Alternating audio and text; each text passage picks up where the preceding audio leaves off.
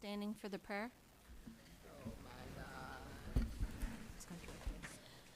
God our Father, we are all your servants. We trust in your mercy and love. We trust also in your guidance.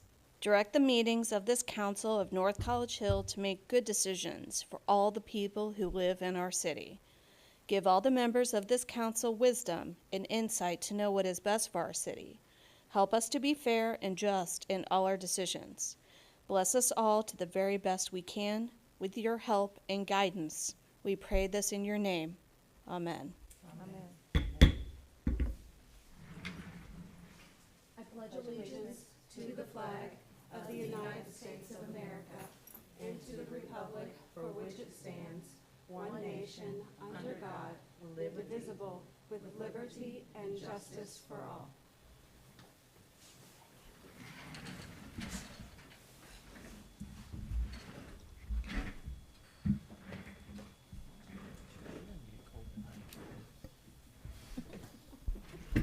Happy May the 4th to everybody, or may the 4th be with you. Okay. Roll call. Ms. Sorb, Here. Miss Gaston, Here. Miss Alexander, Here. Miss Curitan, Here. Miss Clear, Here. Mr. Davis, Miss Chichester. Here.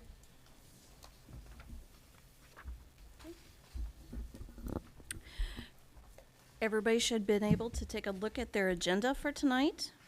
Does anybody have any corrections? Madam President, Ms. Chichester. I would like to amend the agenda to add a guest speaker on there.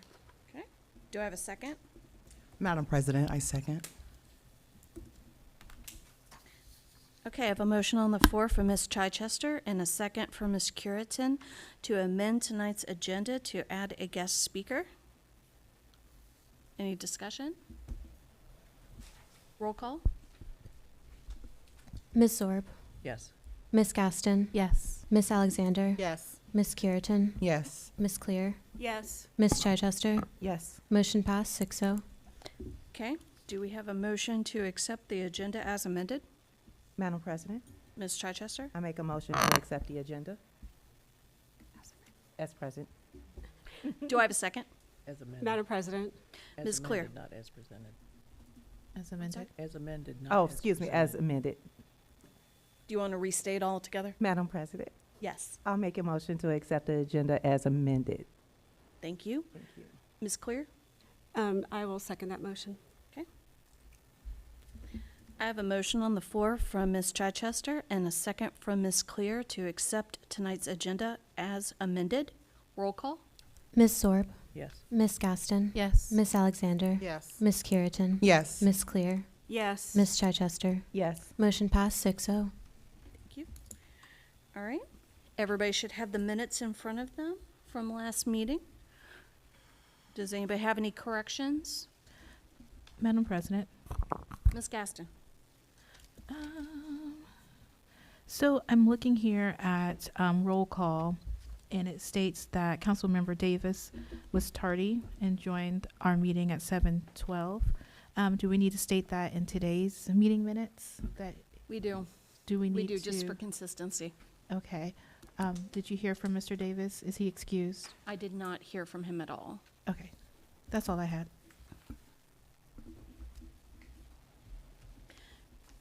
Ms. Clear, if you don't,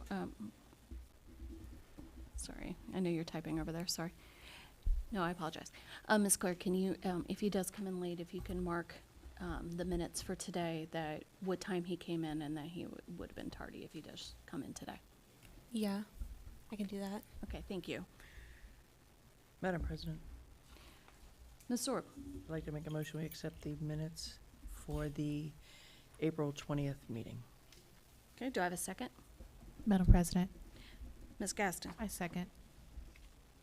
I have a motion from Ms. Sorb and a second from Ms. Gaston to accept the minutes from 4/20/26 meeting. Any discussion? Roll call? Miss Sorb, Yes. Miss Gaston, Yes. Miss Alexander, Yes. Miss Curitan, Yes. Miss Clear, Yes. Miss Chichester. Yes. Motion passed 6-0. Thank you. Do we have any communications? I have no communications for this evening. Okay. Do we have anybody signed up for public comment? Yes, the first up is MSV.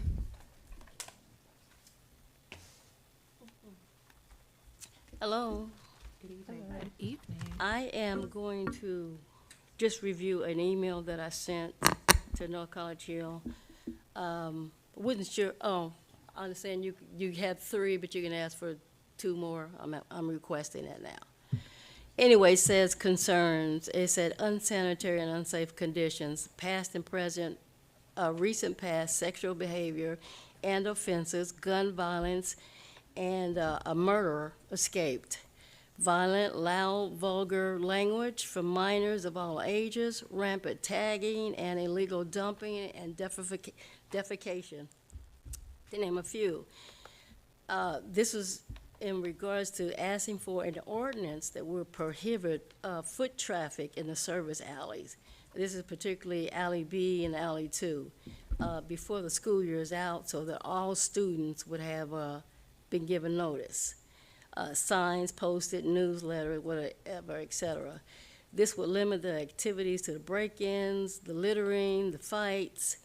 It will subsequently aid the police because the consequences could be attached to the prohibitive offense.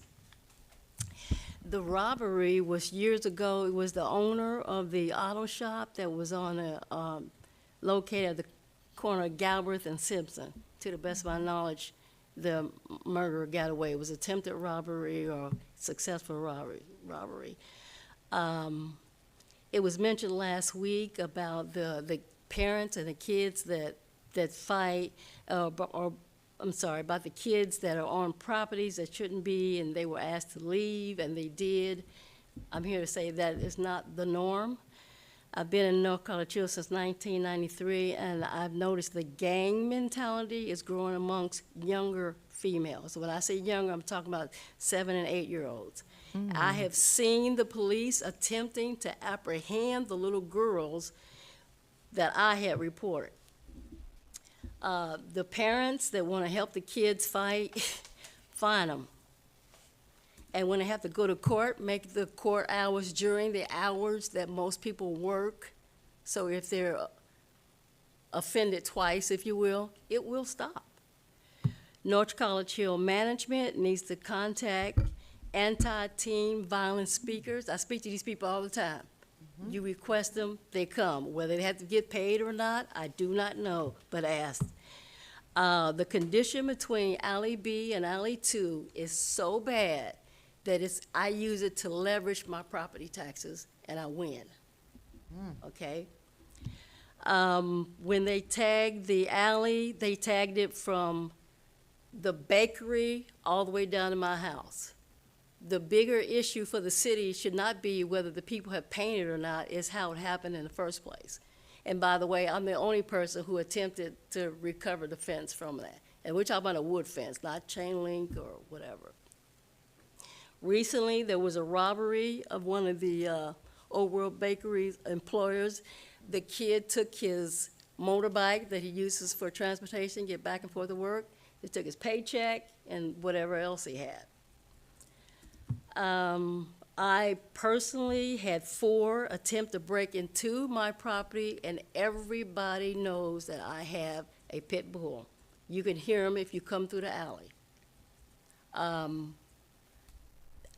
It was in retaliation because I saw 5 of them, and the tallest one, they said that the other one said that the tallest one wasn't there. I believe that he was old enough where his age would be a problem if he had been arrested or had a previous record combined or separate. Anyway, they attempted to break in because I saw them in the alley attempting to go into other people's properties. There are no entrances to private property from an alley. It is not a shortcut when the direction you're going is parallel and you take an alley perpendicular. That's more feet. Last week, while the manager from the bakery and I were in the alley, we saw a guy come from the opposite direction down the alley with a backpack, It was like 9:15, 9:20. I don't know what time you're supposed to be in school, but you can't get back to the building and in the school in 10 minutes from that distance. He walked 2/3 down the alley to the bakery. He met two guys. One of them was smoking a joint long enough for any cigarette. He met them. They came and walked back past us. It was already 9:30. What's going on? What time does school go up? What's happening? If you can find people for the radios being too loud, you can find them for these things too. The citation. If we just start with signs, don't be in the alley. So when the police catch them, we caught you in the alley. The gun store has a camera. Can you ask them to maneuver it so that they can see more, or assist them in giving them another camera? So. Madam that's President. it. Madam Thank you. President. Madam President. Thank you. Thank you. Ms. Dukestein. I have a couple of follow-up questions. So you mentioned the condition of the alley. What are the conditions that you're speaking to specifically? Are like the road or the brush? No. I'm sorry, excuse me, Ms. Emma, can you go to the sorry. podium? It's actually large dumping. There were two sofas one was put in the alley.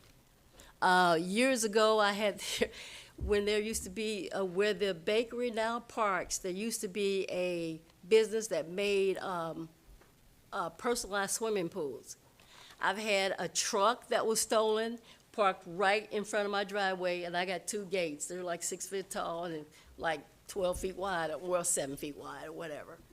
I've had, one time, all of the aluminum was stolen out of that building. It was parked in front of my driveway. My driveway is right at Alley B. It's cornered by Alley B and Alley 2. These kids, when I catch them, the younger ones will come back and, what is your problem? I would not write what they say. And the older ones, the stuff that they're saying is absolutely insane.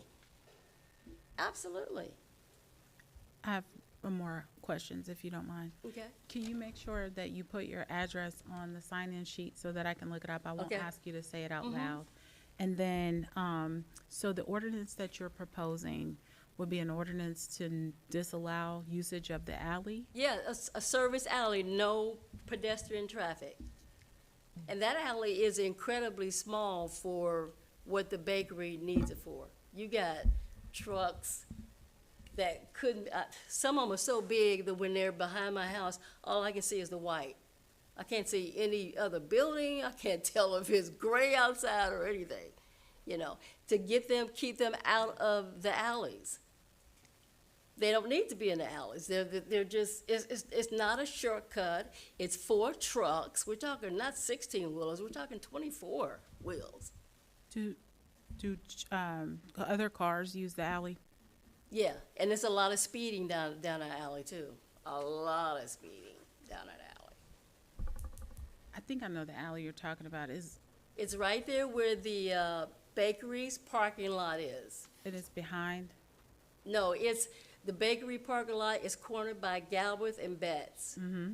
And then it's the alley. Behind the parking lot and the bakery? Yes. Okay. Well, that would be one continuous. That's the same one alley behind the bakery and the parking lot, yeah. You got the gun store, Betts, the parking lot, the houses, and the alley that runs between them. Madam President. I know One second. people before me. Ms. Clear? Thank you, Madam President. I know Ms. Dukestein kind of touched on it. I just had a question. In the past, when we've had people sign up for public comment, that they have to give us their full name and address for the record, the street address. Are we no longer doing that, or? Yeah. I wasn't sure if we had Yeah, changed the I procedure. just feel She was- that she was in the- I'm a community worker, advocate, and I'm just commonly known by Miss V. If you say Miss V is dreadlocks, they know exactly what you're talking about. It's just my habit. I was because more know. asking a procedural I get question, that. because Okay. just for consistency with I have our no problem public writing it comments. down. Yeah, she was in the middle of speaking, and I didn't want to interrupt her, sorry. but I'm if you sorry. don't mind, once everybody's done talking, I had a couple notes for you for the next time. Ms. Curitan? Thank you so much, Ms. V. It's good to see you again. Unfortunately, on these terms, it's not a surprise that we need some significant changes in our community. And I apologize that you are continuing to experience things that you should not have to. You should be able to live comfortably in your home. I am the chair of public safety for council.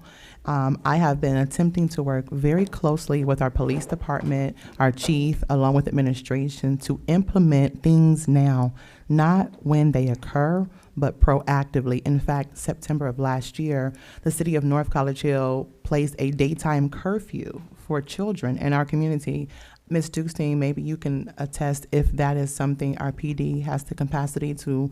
I know we're at the end of the school year, but have you seen any results that has come from the curfew that our PD put out of September of last year?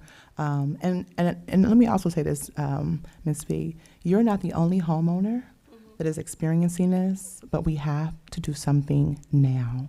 We live here, we work here, we play here, and we deserve to enjoy everything that we invest in our community. Absolutely. And so hopefully we can in the future have a stronger connection with allowing our PD to know these are hot points. These are areas in which our homeowners are growing weary, and we don't want to lose you. We want you to stay here. And so hopefully we can get a greater understanding of not just your perspective, but also our police department's perspective. And I'll also share with you, a couple of months ago, we had a neighborhood watch meeting here in this very room. And that was part of what I was going to discuss this evening. We need to bring it back. The kids are going to get out of school in just less than a month, and we want to make sure. Now, I'm not afraid to say, young man, I said it today, where are you going? It was like 1 in the afternoon, if they were at the Dollar Tree. Where are you going, sir? You should be in school right now.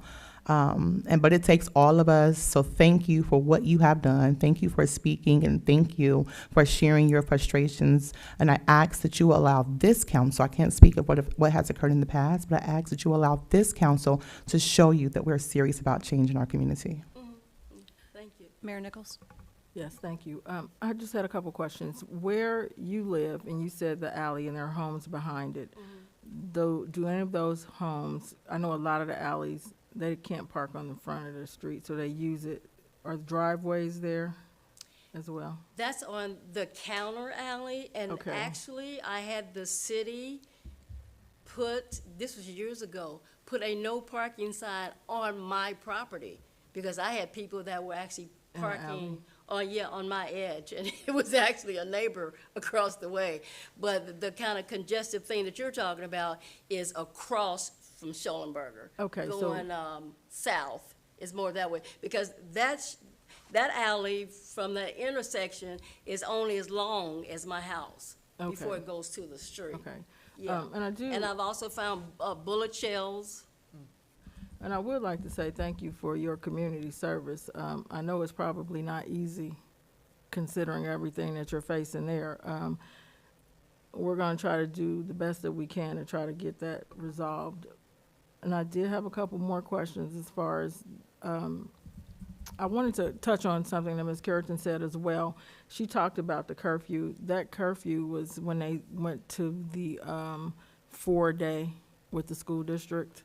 And so part of that was to make sure that the kids weren't out and they were supposed to be at home doing their work. So that's where that curfew came into place. I do believe that it will drop once school is over May 21st. One of the things that I've been just thinking about maybe possibly changing the curfew period, because in the summer, if you don't know, the students are allowed to stay out to either 11 or midnight. One of the two. I can't recall which one it is. I think it's even pretty late during the school. It has become an issue more so this year for whatever reason. We've never seen it this particular way. You see it more so than we do because they're in the alley, not necessarily on the streets.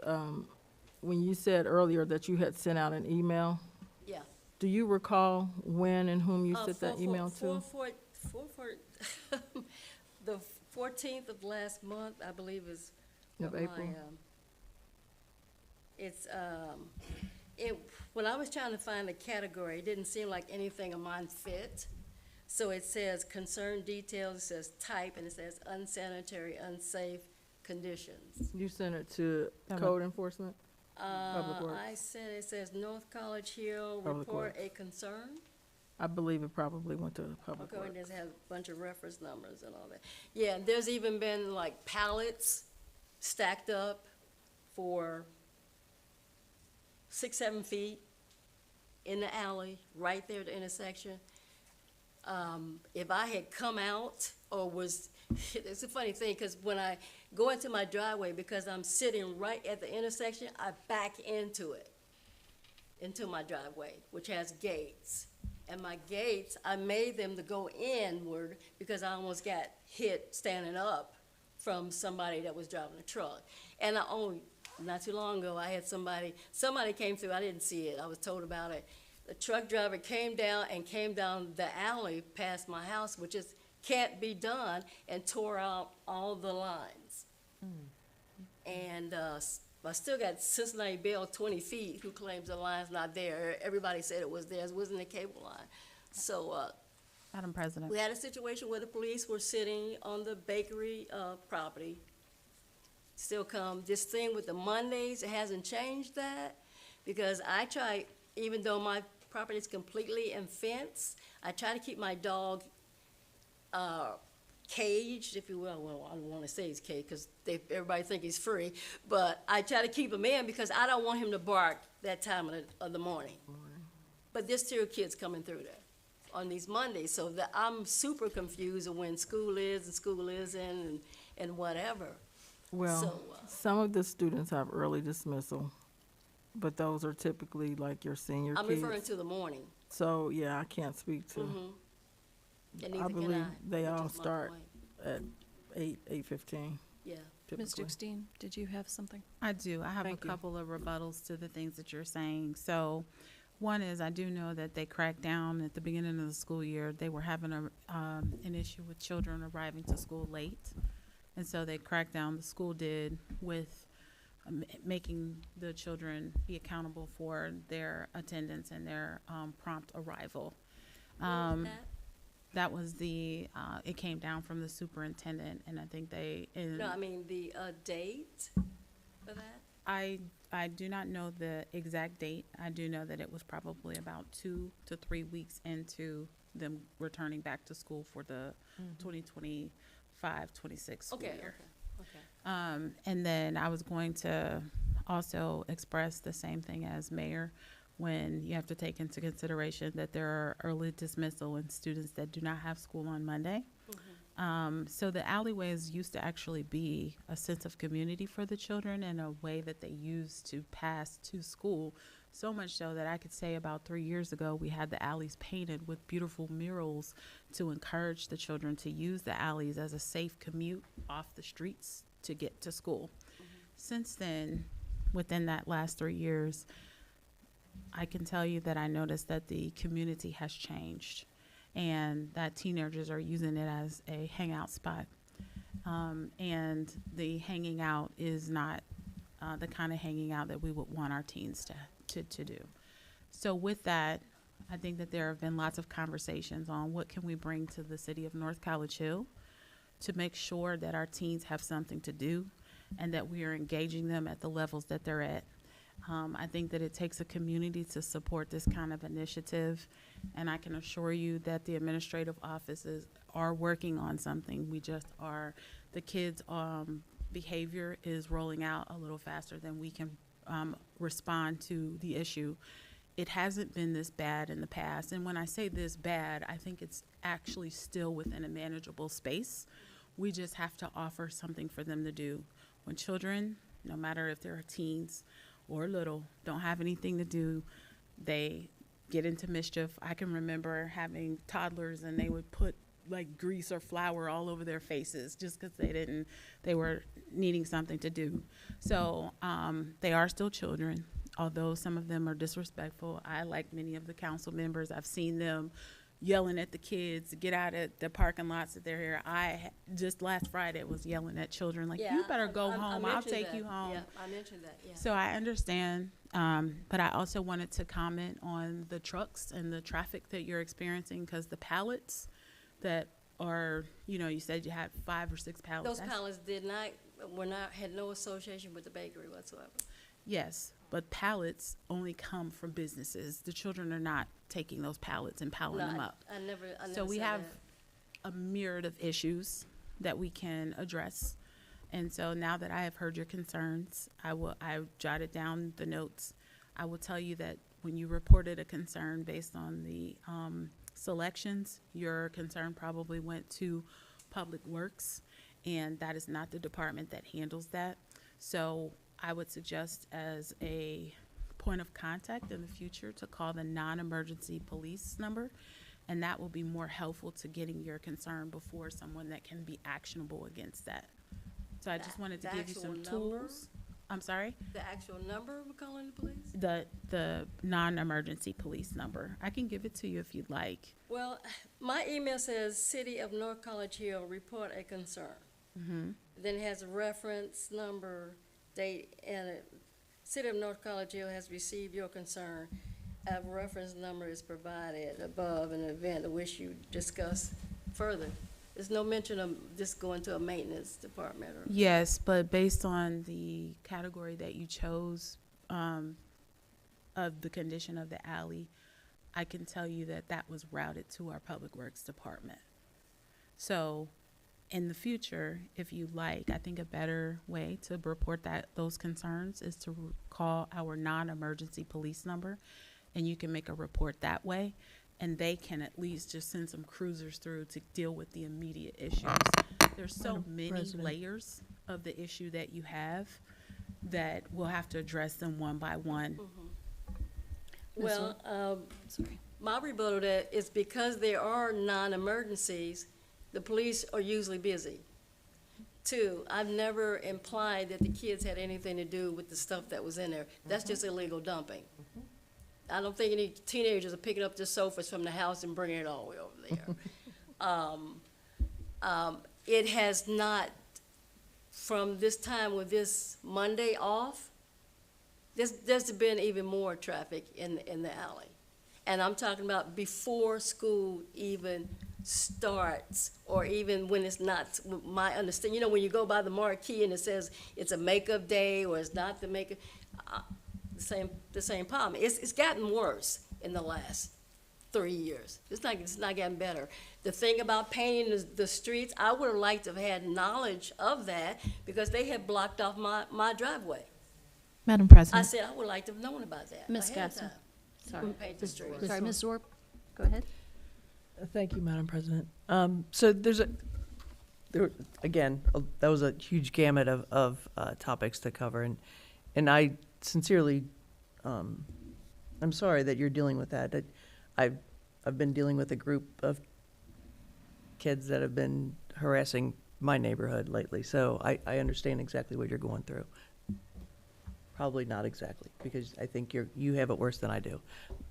Nonetheless, I just wanted to bring up a couple dates. So we mentioned the whole, the school was cracking down on the tardiness.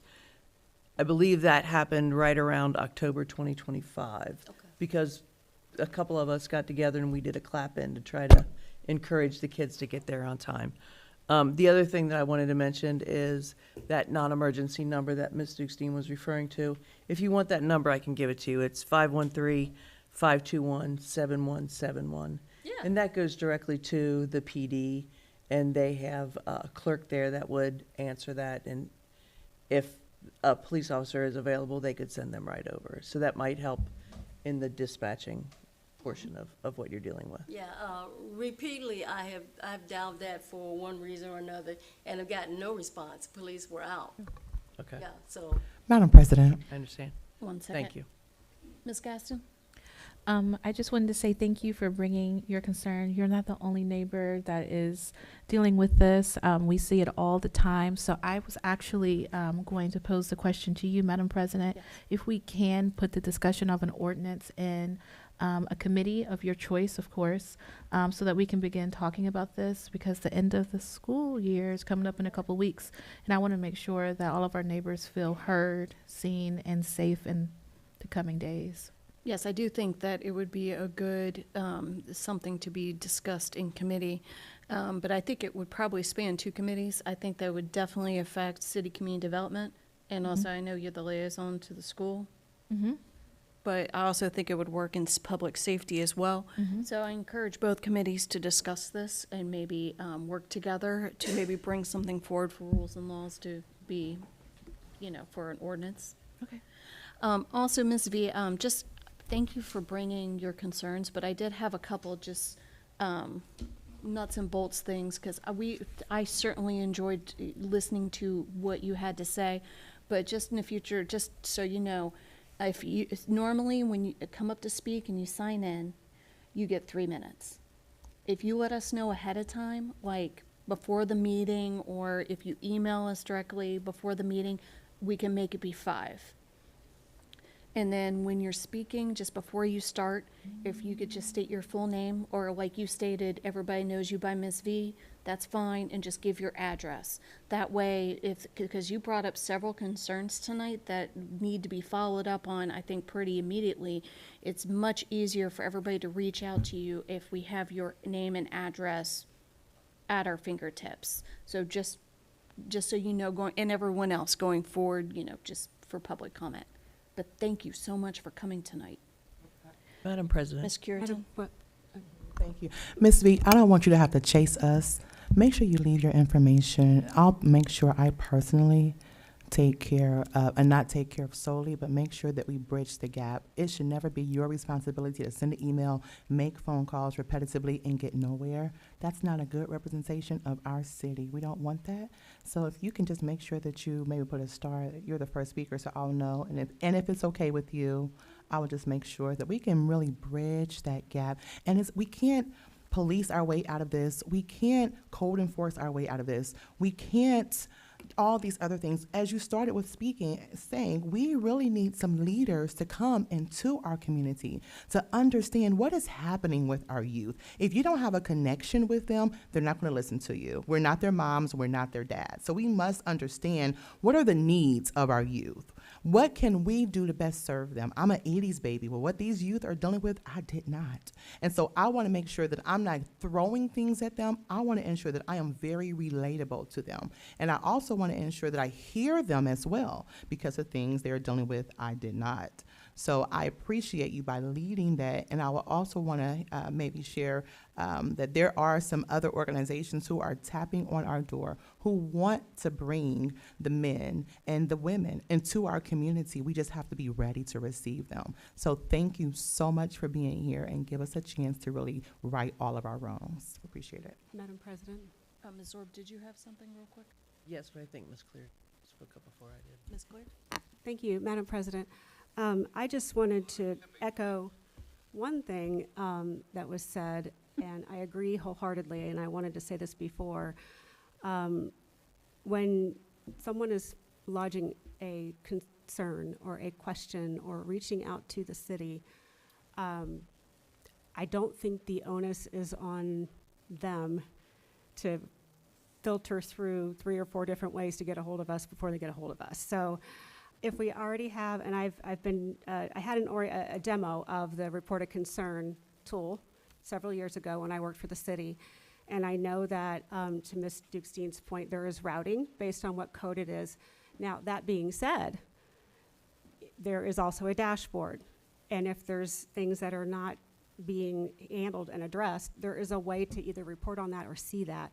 So regardless of which department it ended up in, somebody should have seen that and alerted somebody to say, hey, this isn't me, maybe the so-and-so needs to deal with this. So we do have the tools in place to help with that, but I do know that there's a lot of staffing fluctuations going on.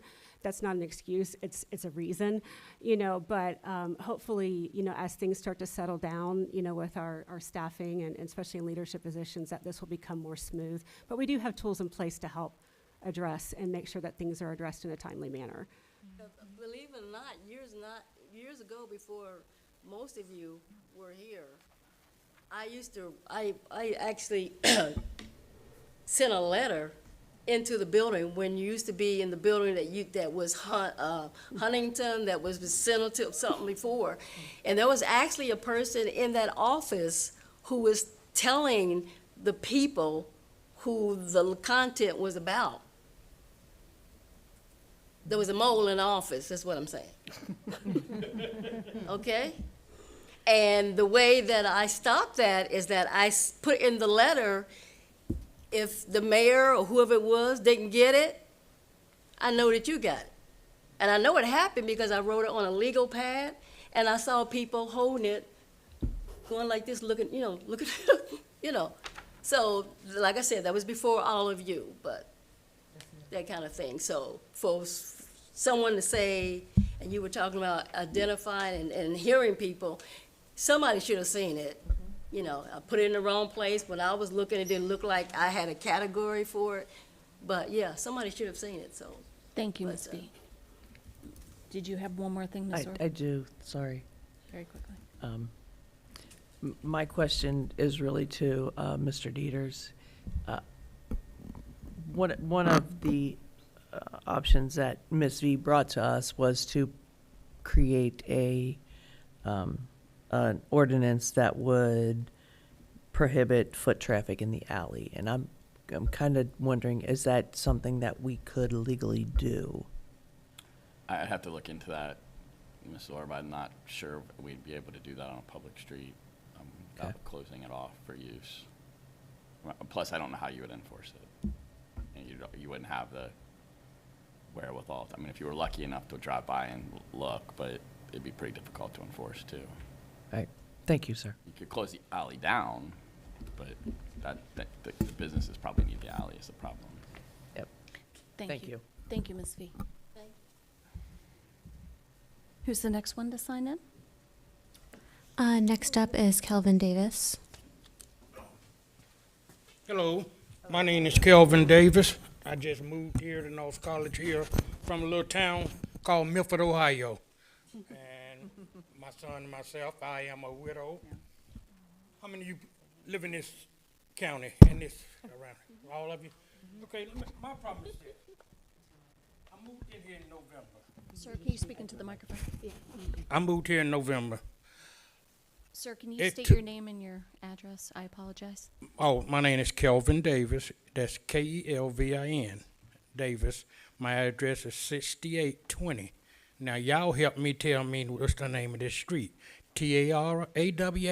I don't heard a 1,000 different names, so y'all help me out. You've been here. See, you say Tawawa, somebody told me Tawana, and then I looked it up before I came here, some English colony and all this stuff. But that's where I'm at. But my concern is my street. I mean, I moved in November, dodged potholes the whole time I was moving in. And to me, I live like I eat. I eat with my eyes. If it look good, it's good to me. Absolutely. My home, when I turn on my street, that's like eating to me. Mm-hmm. I want to be able to feel welcome like I'm coming home. Potholes. I mean, galore. I came in, I called people, finally got in touch with a gentleman in the office over here. He helped me get to the right people, which they came out and they patched. It's ridiculous what they did. I haven't had a drink in 20 years, and if I sit on my porch in the wind blowing, I think I'm on a boat because the road, seriously, the road is like this. It's going like this because the wind is under the fabric and it's moving it. Wow. You know, and it's ridiculous. I mean, infrastructure. Y'all tell me why I moved here. Why was it a good idea for me to move here? Can any one of you tell me that? What's good about coming here? All of you live here, and can't neither one of y'all tell me what's Madam great President. about living in College Hill. Madam President. That's ridiculous. No, Ms. I mean, Treasurer. we can, but we are normally, protocol is to let the citizens Okay, I finish. understand. But I mean, Madam President. and I moved here because my wife, she was white. I lost my wife in a house fire in February. So I have a biracial son. And I wanted him, he was raised the last 20 years around predominantly white. So I wanted to bring him to a place like where I grew up in Atlanta, to let him see what was going on. But I can't even enjoy my house because of my street. You know, it just, I don't even want nobody to come over and visit me because I feel like I'm ashamed of anybody to come on my street. And I shouldn't have to be like, come home and feel like that. You know, it's just, and I always thought, if you cut your finger, if you put a Band-Aid on it now, when you first cut it, you got a better chance of healing. But if you don't put a Band-Aid on it until later on, it's gonna get infected. So that's what's happening to the street. You come in there and you do these little patch jobs here, a little patch job here, instead of cutting out a big section and do it the correct way. I think it's costing the city more money, just keep on coming out the man labor, that just do patchwork. But any of you welcome to come to my house and sit on the front porch with me any windy day and go on this cruise with me. Thank you. Thank you. Ms. Curtin. Thank you, sir. Mr. Davis, first of all, welcome to North College Hill. I'm sorry that you've been welcomed with such a rough patch, so to speak. But this is not, again, as we shared with Ms. V, this is not the North College Hill that we desire. I'll share with you very, very quickly. I sat in the audience for almost 2 years before deciding to run for city council, and I saw the frustrations, I saw the issues, I saw and experienced them from citizens and from business owners in our community, and that is why I am here. I am not just here to hear your frustrations and sit here and make no moves. I am here to serve you. We are here to serve you, so thank you. I do want to ask you a question. Yes, sir. And another thing, I'm afraid to go shopping around here. You can't go to the grocery store. You can't go get nothing to eat. I work out in Milford. I do my grocery shopping there, so I won't have to come here and go grocery shopping. Young people sitting out there smoking weed in front of the grocery store knows. I'm not going to say nothing to them. I done made it 63 years, so I'm going to pat myself on the back for a black man. You know. Amen. I'm not going to let them take me out. But it's bad. You can't go in a restaurant. You got to pull up and see all the young people out there first before you decide to go in. Yeah. Sir, I just want, Madam President. 1 second, sir. I apologize. You're over your 3 minutes. All right, But that's fine. Ms. Curtin. Yes, so Mr. Davis, I heard you, and as I shared with Ms. V, I chair public safety, and if you don't feel safe on your street, then we have a problem. Yes, we hear the sirens right now, but it is our citizens like yourself and others who show up here, and I don't want you or any other citizen to feel like what you're expressing falls on deaf ears. We are here to listen to you and to serve you and to determine how we can best work with our administration, work with all the departments to best serve your needs. I just wanted to clarify one point that you made. Did you say that you reported it in November, or was it this year? I started in November. Yes, sir. Please go to the microphone. It probably was somewhere in January Sir, or February. Sir, can you step back up to the microphone so we can hear you? I apologize.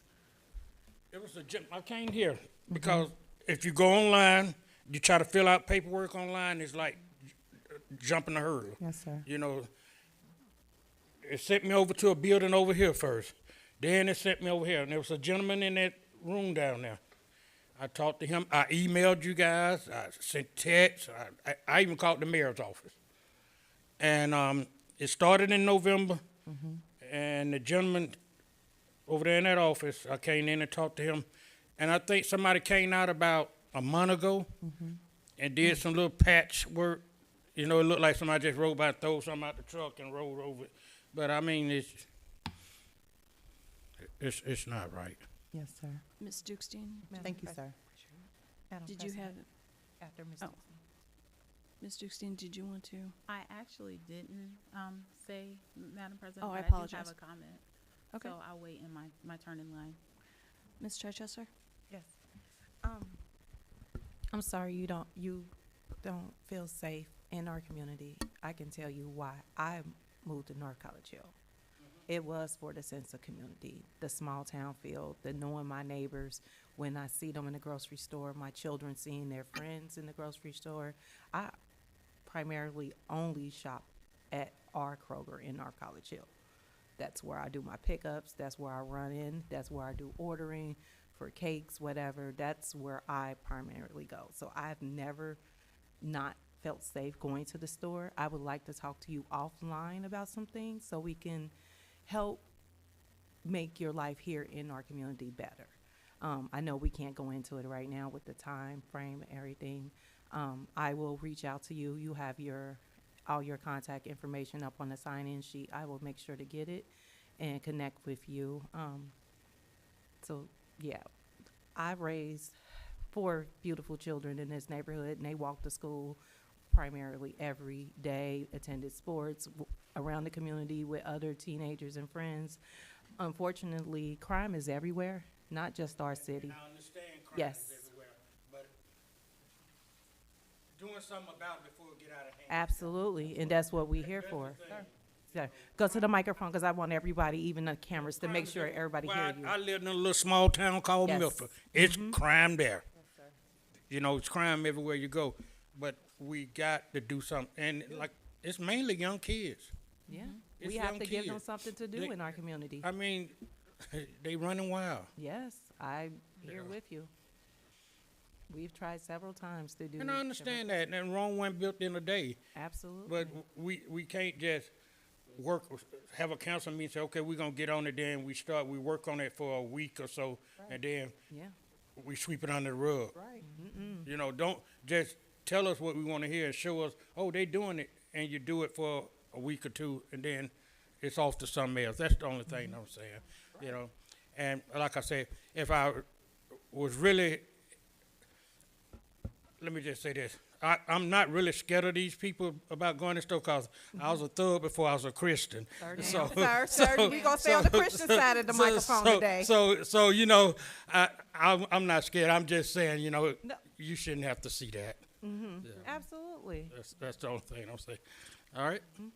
Thank you. Anyone else signed in? There is nobody else signed in to speak as public comments. Ms. Dukestein, did you say you had a comment once everybody was done? I was just going to share with you that I received your complaint via email in April, and the pothole was filled in April. So initially, when you reached out, I think I responded back to say that the weather and the inclement weather does not allow us to fill potholes in those seasons. So November, December, January, February, those are our colder months, and it matters when you're filling in the potholes as to how it sticks to the street. And so the first opportunity that the city got to make sure that the potholes were filled. So the street may be one of the up-and-coming streets for repavement, but in the interim, to make sure that people's tires are not sinking deeply into potholes. I understand what they are, but I understand everything you just said. You're correct. I called in November and reached out to people in November, because that way, when the weather broke, they know, hey, we need to get over here and take care of this street.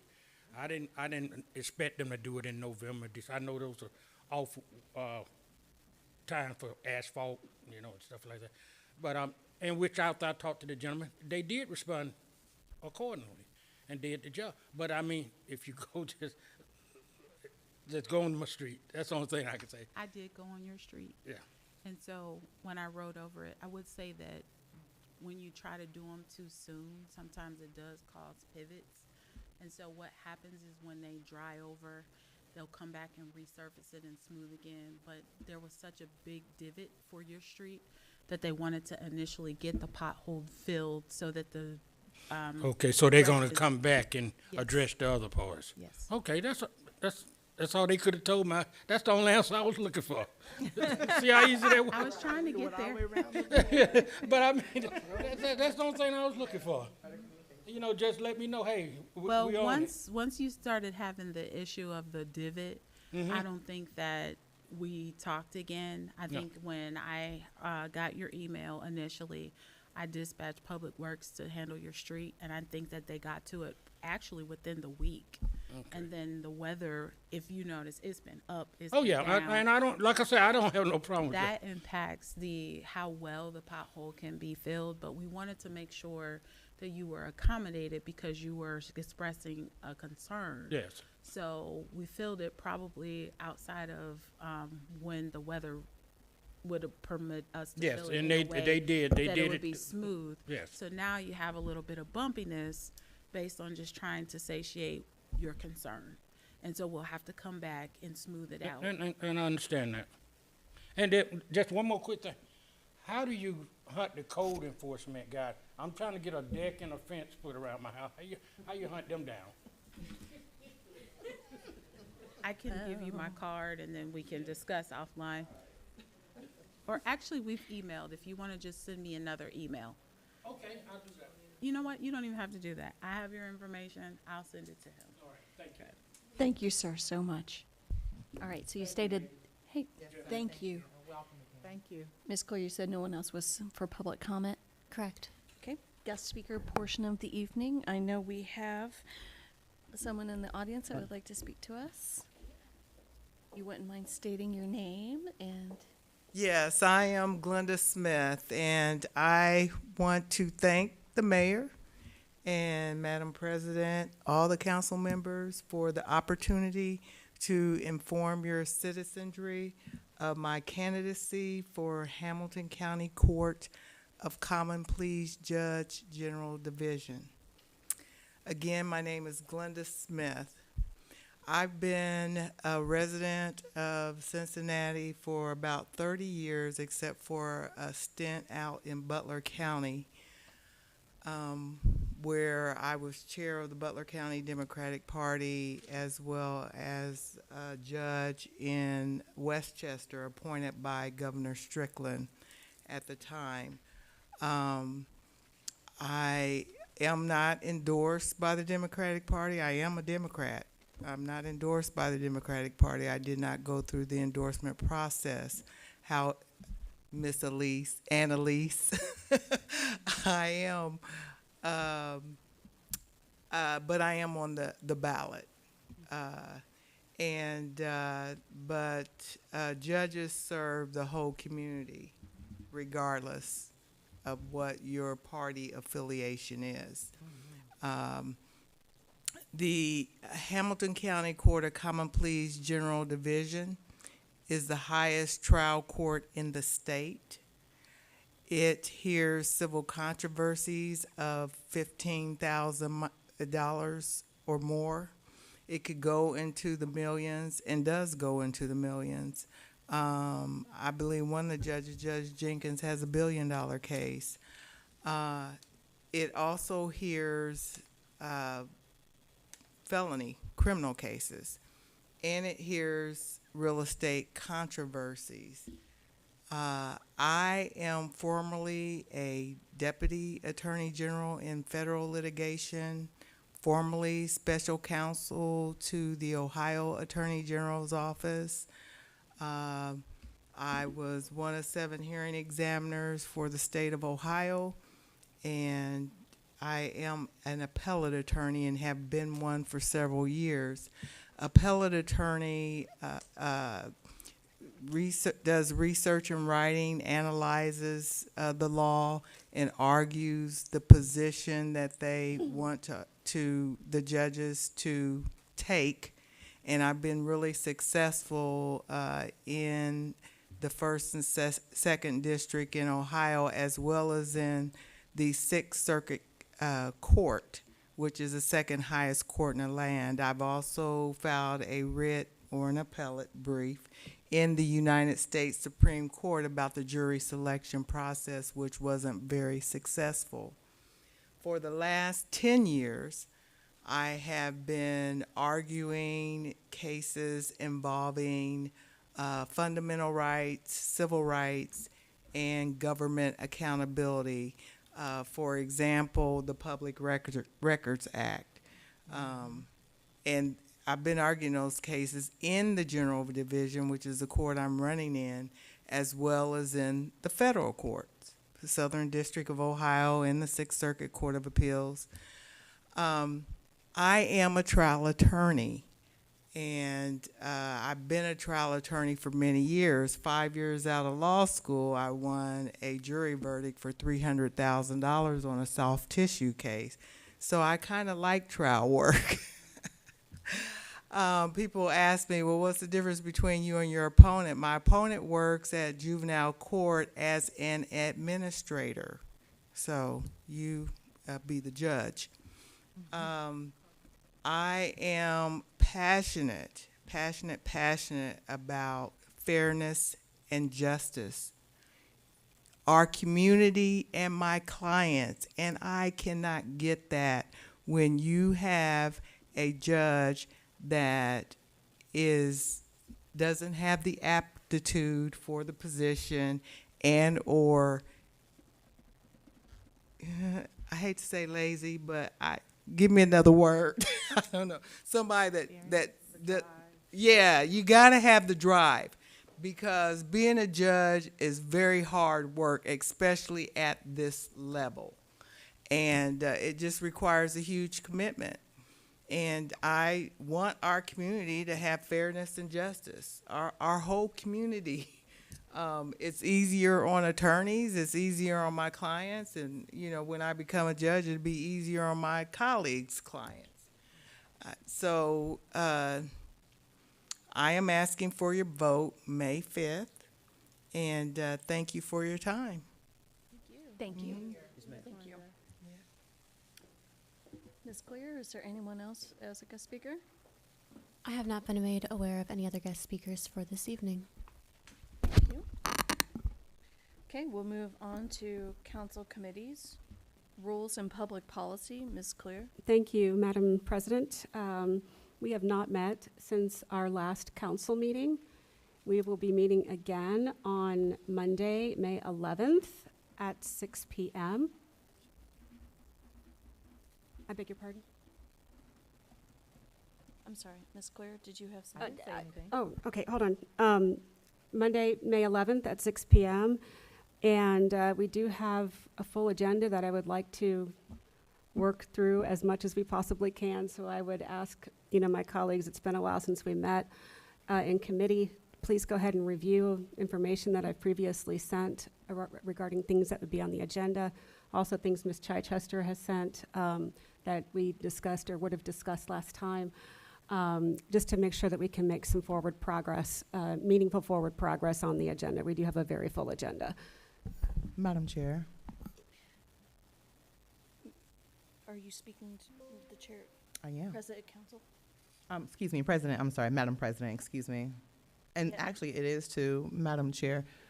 Ms. Curitin, go ahead. Yes. I'm not sure if Ms. Chichester shared with you, but we did meet in April. Madam President, Ms. Clear? we met, the committee met on April 13th, and we gave the update for that particular meeting on April 20th. Yes. Yes, we did. So since our last council meeting, which was April 20th, the Rules and Public Policy Committee has not met. That's correct. So we will be meeting on May 11th At 6. at 6 o'clock. My Thank you days very are running much. together. Sorry. You are fine. All right, next is public safety. Ms. Curitin? Thank you so much. We met on Monday, April the 13th, and we've not met as well, as Ms. Claire emphasized. We have not met since our last council meeting. However, I do want to just reiterate that our council committee meeting, especially for public safety, you don't have to wait until our council meetings. You can come to the Public Safety Committee meeting, and I open the floor in order for us to have a safer, united, more collective North College Hill. It requires all of us beyond council and beyond administration. In fact, the quote that I have on our public safety agenda is, "Public safety is built through partnership, accountability, and a shared commitment to community well-being." So it requires all of us. And so I invite you. And our next meeting is, what was that date? May 11th. And we will be here May 11th at 7 p.m. Thank you, Ms. Curitin. City Community Development and Recreation, Ms. Gaston? Thank you, thank you. So we have not met since our last meeting, and our next meeting is going to be May 25th A couple of things that we discussed during this meeting is the outdoor fitness court, and there is a location change. So originally it was going to be in one location, and now we're looking at further back towards the street. So that is being discussed. We also review the 1500 West Galbraith, the city center, the appraisal and how much the building and land is worth, and how much work needs to go into that. And then our city administrator shared with us, Metro now has a new route that's going to take us from one point to another point, where at first it was going to take 90 minutes, but now it's shorter. So that's really exciting, and we're continuing to talk about different things that's going to help make our city better. And that is all I have. Thank you, Ms. Gaston. Mm-hmm. Budget and Finance, Ms. Zorb. Thank you, Madam President. So, the Finance Committee met on April 27th, and we reviewed our monthly finance reports. It's ongoing. We do that every month. We discussed the fuel gas logs. We also talked very briefly about the fireproof file cabinets and what the follow-up for that will be. And I did send a follow-up email on that topic. We discussed all the current debts for the city and requested that debt service report. There was also a discussion around a resolution to certify assessments to the county auditor, which is on our agenda this evening for the first reading. And we discussed revenue for the rental of this building, the senior center, and we also, in the parking lot, we have the July 4th event funding that Councilwoman Gaston is also talking about in the CCDR committee. Thank you. Thank you, Ms. Zorb. And you said your next meeting is on the 25th I did Madam not say President? that, but yes. at 7? Yes, thank Ms. you. Clear? I believe that the 25th is Memorial Day, so then meetings will happen on the 26th. Good catch. Thank you. Okay, so Community Development and Budget will have to come the day after, or you'll be the only ones here. Okay. So Okay. it'll be us. So. Do we have any ad hoc committee reports for this evening? No, okay. So before our admin report for the evening, I'd like to remind everybody to keep your questions back and forth between the administration and council table to be only during this section and not during call of members. Mayor Nichols, would you like to go first? Thank you, Madam President. I just wanted to remind everyone that tomorrow is your vote. It's your right, get out and vote. Remember that this location will not be available for voting. Again, we only have 2 locations, Journeys Church and Life Springs Church. So vote there. I wanted to remind everyone that the Memorial Day Parade is back on this year. It will be May 23rd at 11 a.m. I do believe that we're still stepping out from the original place, which is over at Rose's. Following that, there is another program. If you recall, last year there was a Memorial Day program in the graveyard where all of the veteran headstones and tombstones are. So that is immediately following. They have it at 12 o'clock. So if you attend the parade and you have time, stop by the actual event at the graveyard on the 23rd. So the events begin at 11. I think that one starts at 12. Another thing is probably June, as we all know, begins our summer hours. So it's been a lot of things happening. So we only have the one meeting in June.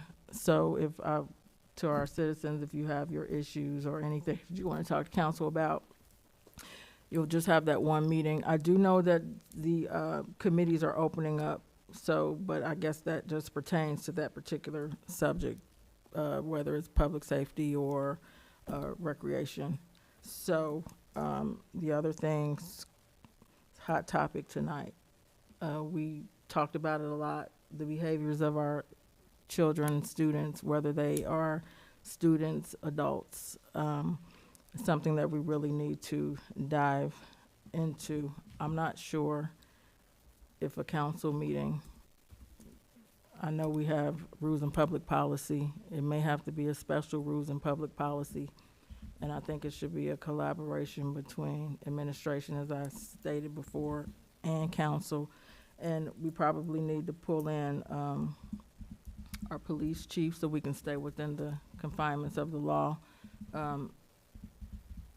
It takes a village. We do know that. We say it all the time, but it actually absolutely does. I'm sure we all are not shy to the fact, and just outside of our building during meetings, we all have addressed issues.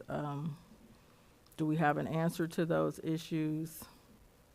Not right off top, but there is a solution to it. We just need to find what it is. And with that, I know I've asked multiple times, and I'm not saying that I've asked and you've not been proactive in it. That's why I was just suggesting, and I have it in my notes again, if we could really, I know it missed your agenda a couple times with the parental ordinance, but if we could add, just if it's there, to have some type of conversation about it, to see if we need to revisit it, add to it, step outside of that, because if we need to change the parameters within it, then we need to do so. If another piece of legislation is what is needed, then that's what needs to happen. If this one is not effective, we need something that we can enforce. Mayor Nichols, just not to interrupt you, but to interrupt you.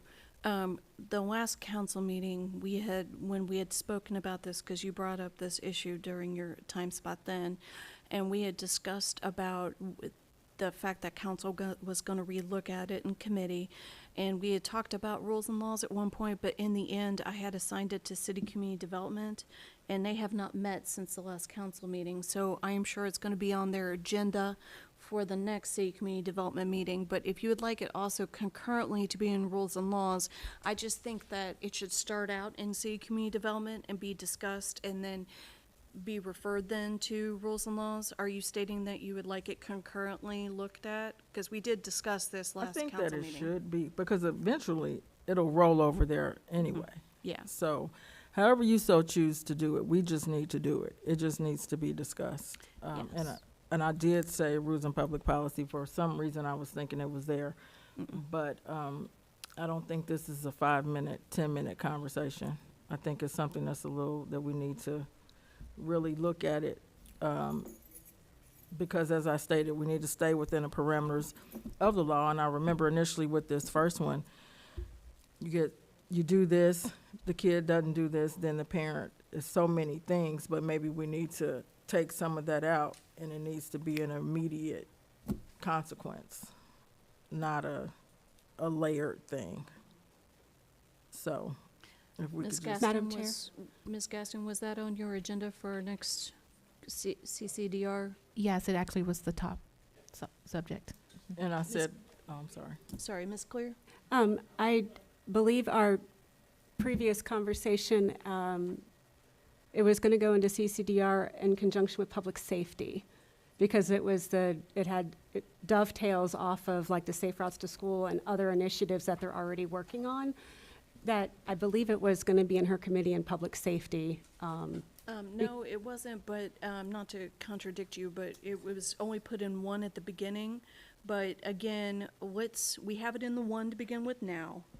Let's have it discussed there, and then we'll go from there to maybe if we see it to be more apt once the discussion has begun in CCDR. Sorry to abbreviate, City Community Development and Recreation.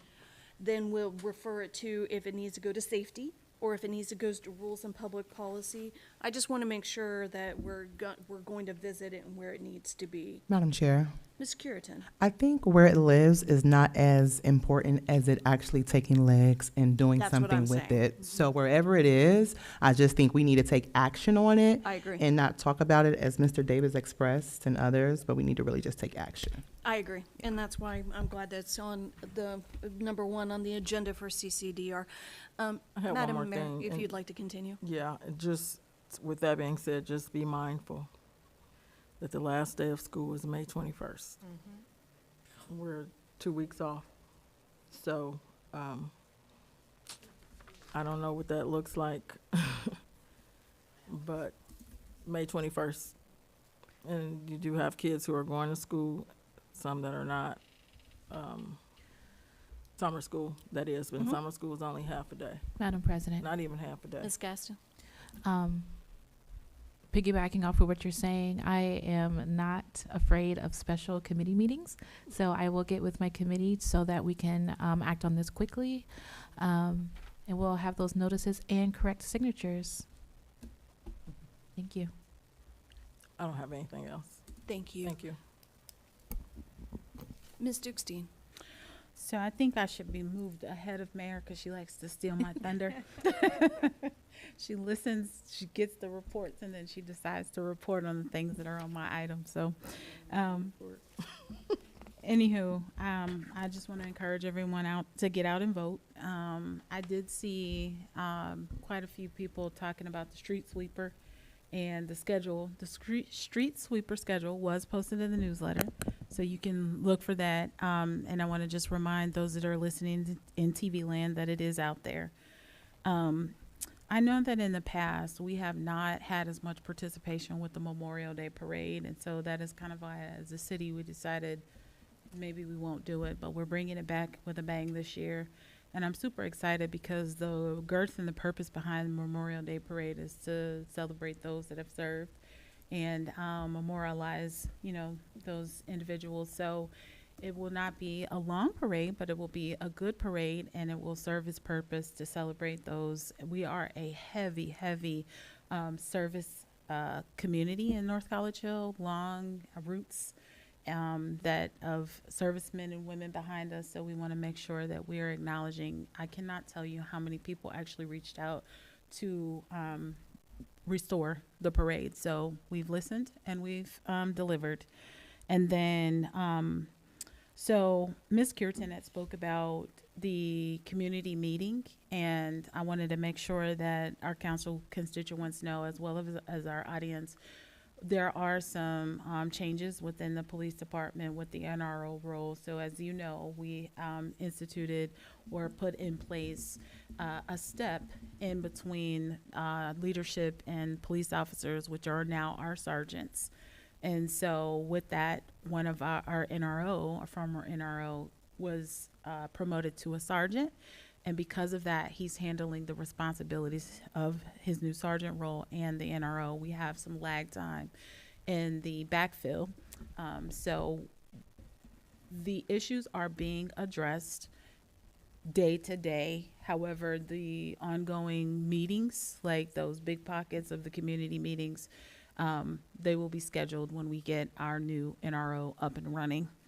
I would agree that we have an increase of youth activity in our community.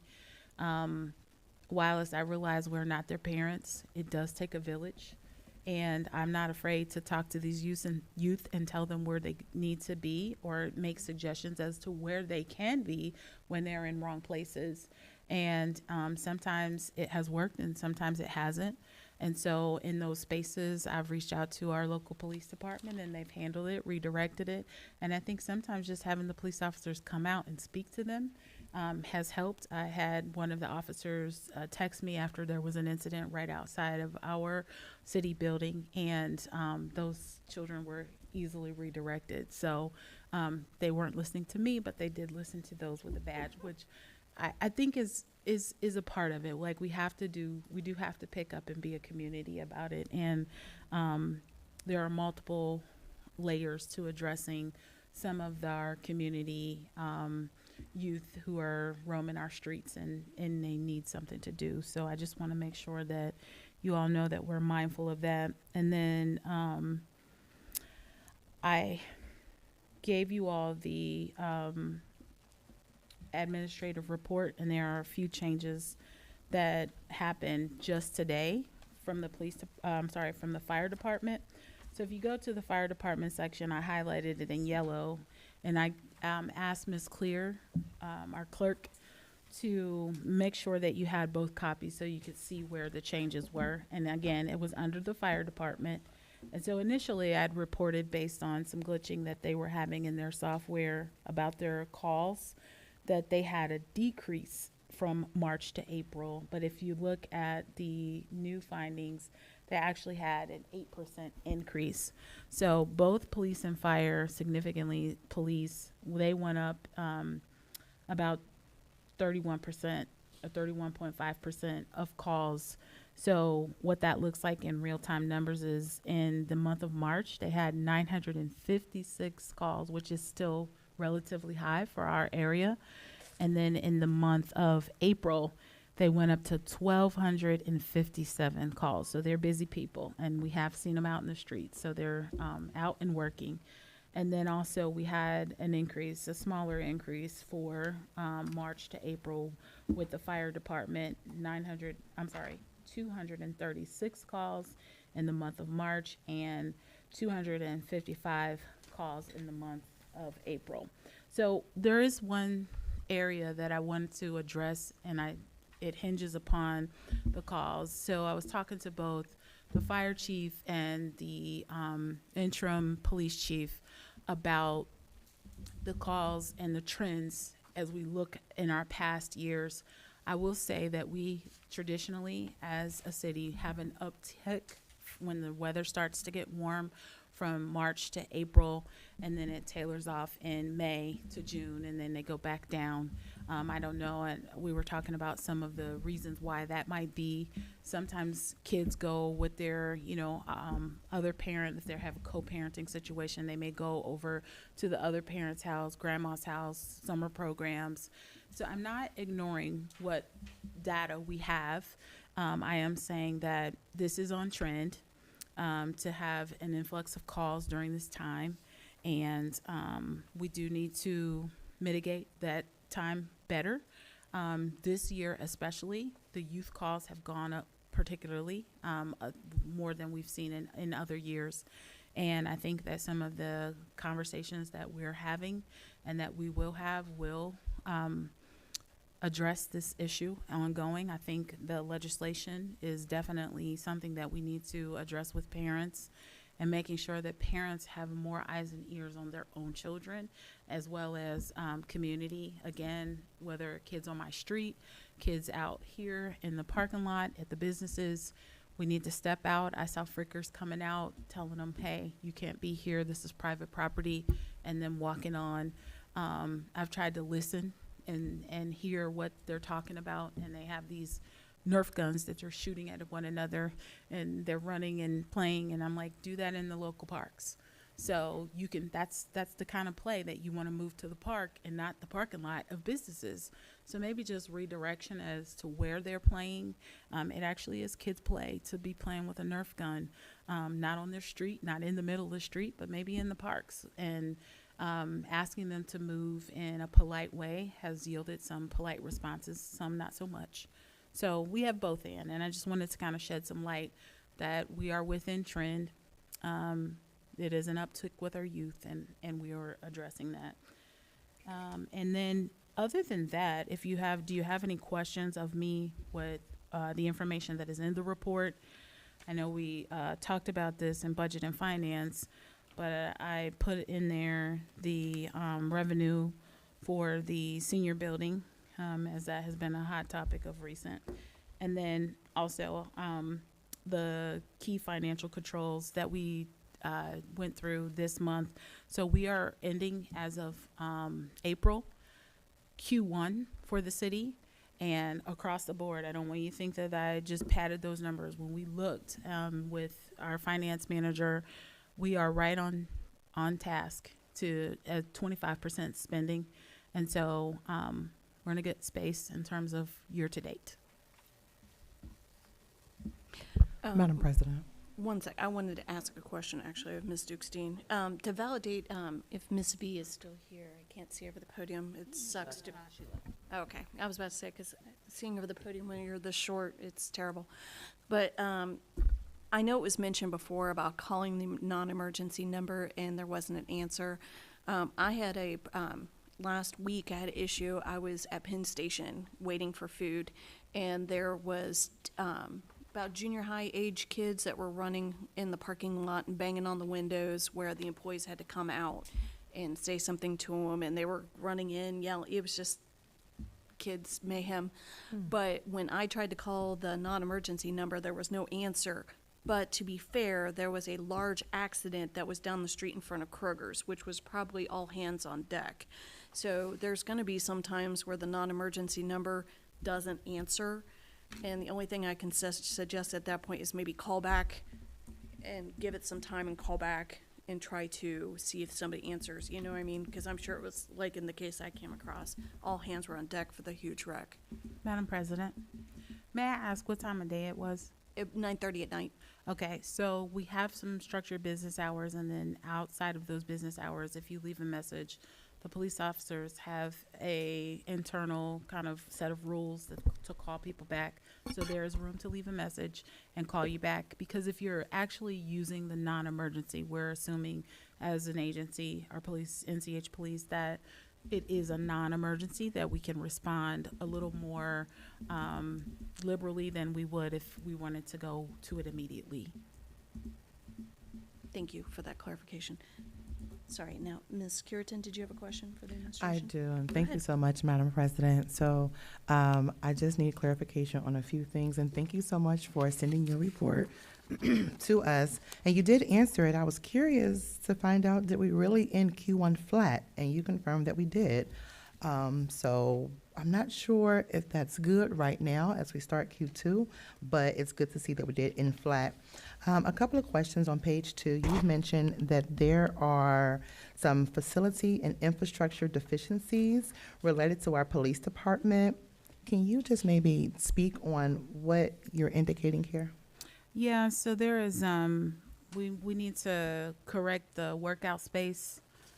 We are in the process of making sure we work through that. That's actually a mutual space used by police and fire. And there was a new air conditioning unit, because they have like a wall unit. There was a window that was like open and had been open for actually a couple years, and we made sure that we got it shut and that the framework was good. There's a space that's just a basement space, so it's kind of needs upgrading. There's a lactation room that we're still up and getting ready for our lactating moms, that both police and fire have, which is new to us. So those are infrastructure. But we had a firefighter who had a baby and had to come back to, you know, pumping in different spots, and we don't want that for our officers or our firefighters. So it's just been something in the works.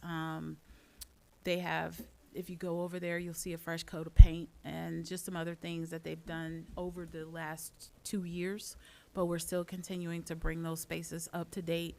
And so it's an ongoing work, so I didn't want to take it off because it's not yet finished. Sounds good, and thank you so much. And also, in reference to the police department, it looks like we're averaging about 40 calls per day. Do you know how many of those calls are for mutual aid? So I talked to both Cheney and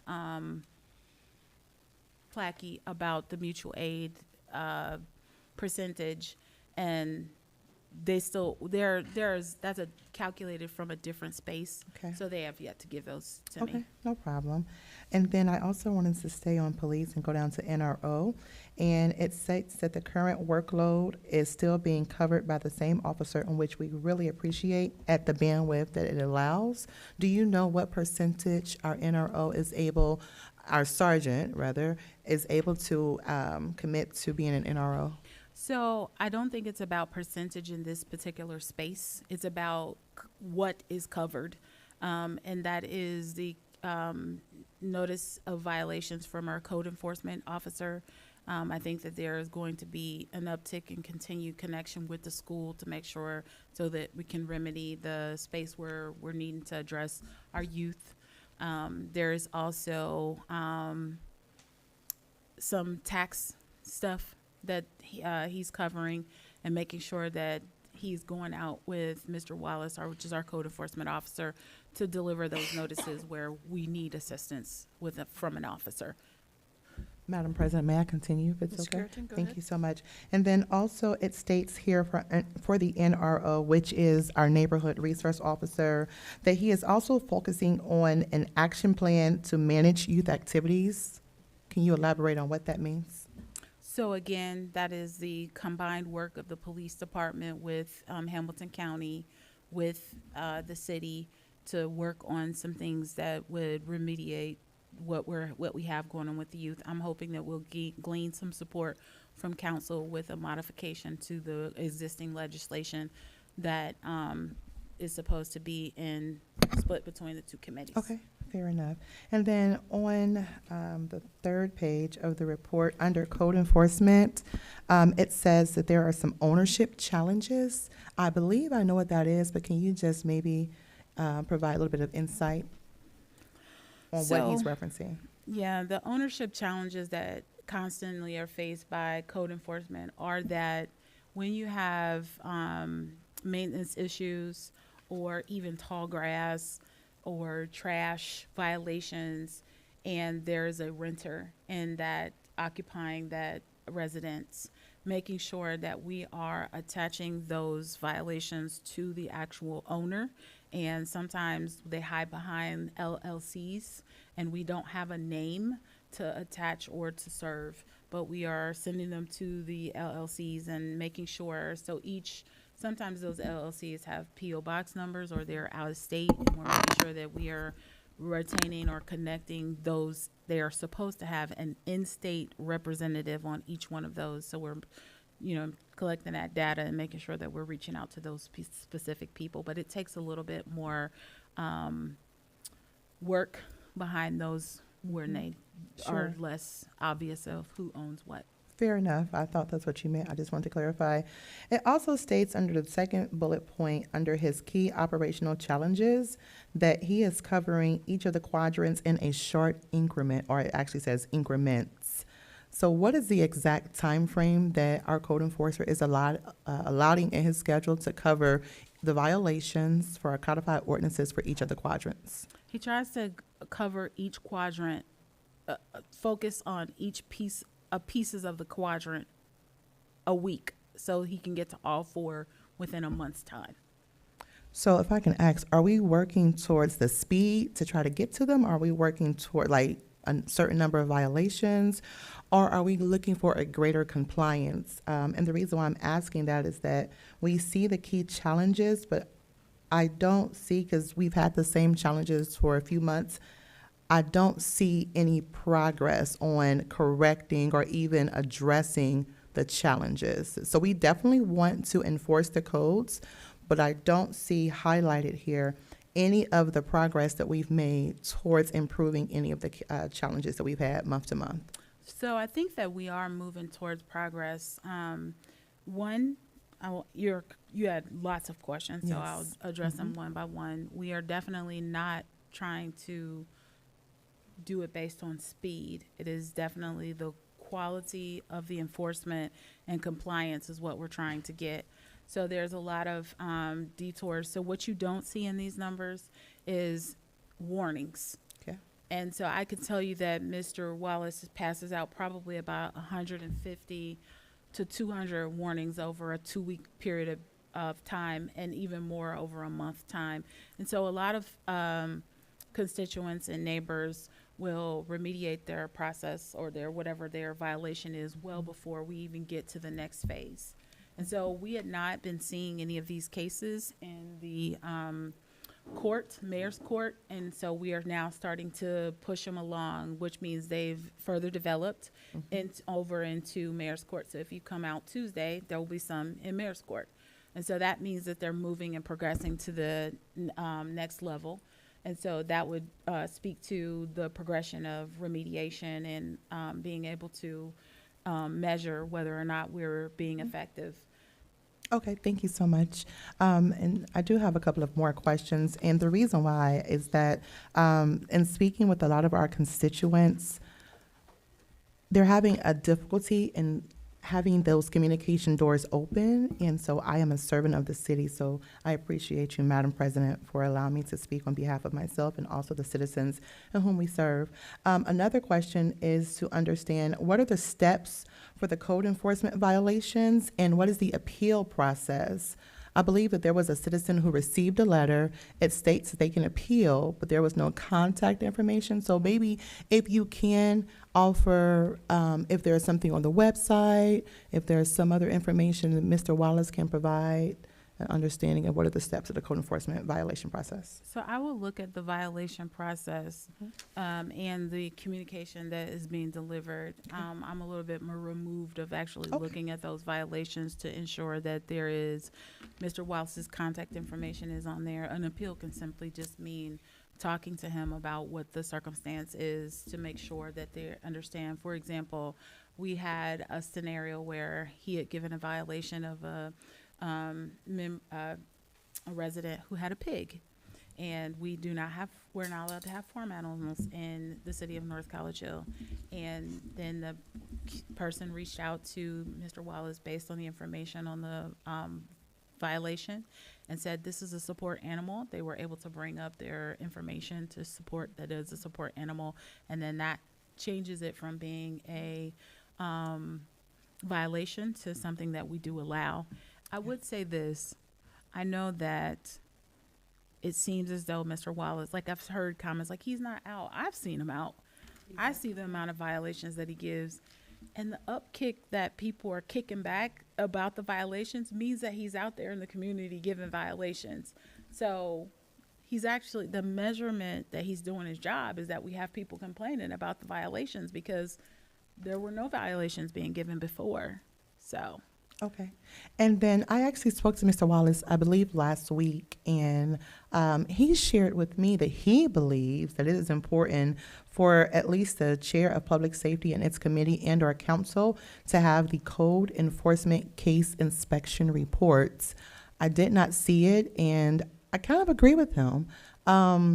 If that is something that he believes that this is something that will strengthen our relationship with him being a department head. And so I'm not sure if you are willing to make sure or maybe willing to allow council to have that per Mr. Wallace's recommendation. So I think when he was responding to that, he wasn't realizing that I was turning this information over to you all on a monthly basis. This is the reporting. This is, it says the amount of cases that are opened, the amount of cases that are closed, and the amount of cases that are pending. And you can see the fluctuation. I even, since we started, this last month was the first month that I documented that. So what I would plan to do is kind of, I can't decide if I want to keep a rolling 3 months on there or a rolling 2 months on there, but it'll definitely be a compare and contrast of what was and what is and what we may be moving to. So, and that's kind of what we talked about, like present and future. But you'll see that on there. In terms of like names and addresses, I think that those should remain private. But the amount of cases, maybe if you would like to be identified by quadrant, I'd be willing to put that information on there. But names and addresses, I think, is a breach of privacy. Sure. And just to ensure if any other, I do have just a couple of more questions, but I also wanted to save space for any other council members to ask any questions if they had so. Madam President? Ms. Clear? I did have a quick question. Having done the rental registration process myself in explicit gory detail, I know the importance of us maintaining records of, the registrations, and they are required, I believe, to give their actual owner name if there is a property management company, as well as the local street address as part of that process. And I know that there's going to be some gaps in that, but I don't, you may already be aware of this, and if you are, then I'm not trying to insult your intelligence. On the Hamilton County Auditor's website as well, it has the owner information, and sometimes it has PO. If you scroll down under the little line items, it says, is this a registered rental? And click on that, and it brings up the certificate for Hamilton County. So you can see if even if they haven't registered with us, which they should have, they would be registered with the county. Just for the viewing audience, there's just a way to figure that out. But we used to maintain a database of rental properties. I loosely call it a database. It was a very ugly, complicated Excel spreadsheet. but I know that I said all that to say this. So I know that the rental registration procedure, and they're supposed to have registered with the city by January 30. And I don't know if we are still getting registrations in, or where are we looking in terms of those people who we've reached out to, who we know should have registered with the city, versus those who we know who have registered with the city. Do we have any feeling on that, or how are we doing with compliance on that? So we're doing the numbers this week with compliance. I think we're probably about 60% compliant. And yes, I was aware about the Hamilton County. In fact, Miranda, what's her last name? It's Jessica Miranda. Yes, yes. Okay, she had come and talked about that, and I checked just to make sure. I believe that we were in compliance with when we have a rental registration, we report that through Hamilton County so that our records can be aligned. And so I was able to confirm that, yes, we are still doing that. And yes, I was aware that you can drop down when that registration is filled out through Hamilton County, that they have the information from the actual renter name and address and not the PO. So go ahead. Oh, sorry. Yeah, just to kind of piggyback on that, rather than having to do it onesie twosie, I just thought there's also a report, one of their downloads, that has columns and columns and columns of information, but it does have quite a detailed information about each property owner, dwelling type, occupancy, zoning, school district, all that fun stuff, including the rental status. So Yep. That's, yeah. I think you weren't here when we talked about this in committee. Those are typically not our problems. We don't have problems with the larger ones and the ones that are detailed. We have issues with the mom and pop private one-off owner, and it'll be a phone call to say, hey, I need to get a permit and my daughter's renting from me. Oh, really? So let's talk about that. And then that's when they kind of shy back and then don't want to give information. And then you look it up and then it's an LLC and they're not registered. So those are the issues that we have with those little smaller rental registrations. And then, did you have another question? Okay. Madam President. Ms. Curitin? Thank you so much. Just a couple more. And thank you for that information, because I did not know that existed, Ms. Clear. Can you tell us what is the route for the parade, and if a person wants to participate, how do they register? If you would like to participate, you can email Ms. China Olatin. And then, Spell her name, please. I haven't gotten to that part yet. ChinaOlaitan. Email address is colaitan@northcollegehill.org. And in terms of route, they're still finalizing the last notion on the route, just because they want to make sure that we're safe. Okay. Thank you. And then one additional question, two actually. Three actually. Can you very briefly give an update? Let me actually go back a minute. What are the hours of the non-emergency number? And I know that there are other municipalities that uses HCSO when an officer is not available to answer the call. So do you think we can potentially use that? Well, when we looked into it, and I can't remember if you were on council when we talked about that, we as a city decided that we would not use HCSO because it's like $5 a call. Okay. And it's so expensive. So we devised a plan, but we realized that we were missing calls when our main clerk was not here, and that's during the day. And so what we decided to do was leave the voicemail and then create some internal turnaround time for those officers to call back. Fair enough. Yeah, that's fine. We don't, yeah, I agree with that actually. And then one last question is actually from a resident. And I'm not sure if they've reached out to you at all, but with all that's happening in North College Hill, it seems like it was so long ago, but it wasn't. It was less than 60 days ago, the Kroger incident. And so just a brief update, high level, if you can provide just where we are with that. Without disclosing any of the things that would put a juvenile in jeopardy.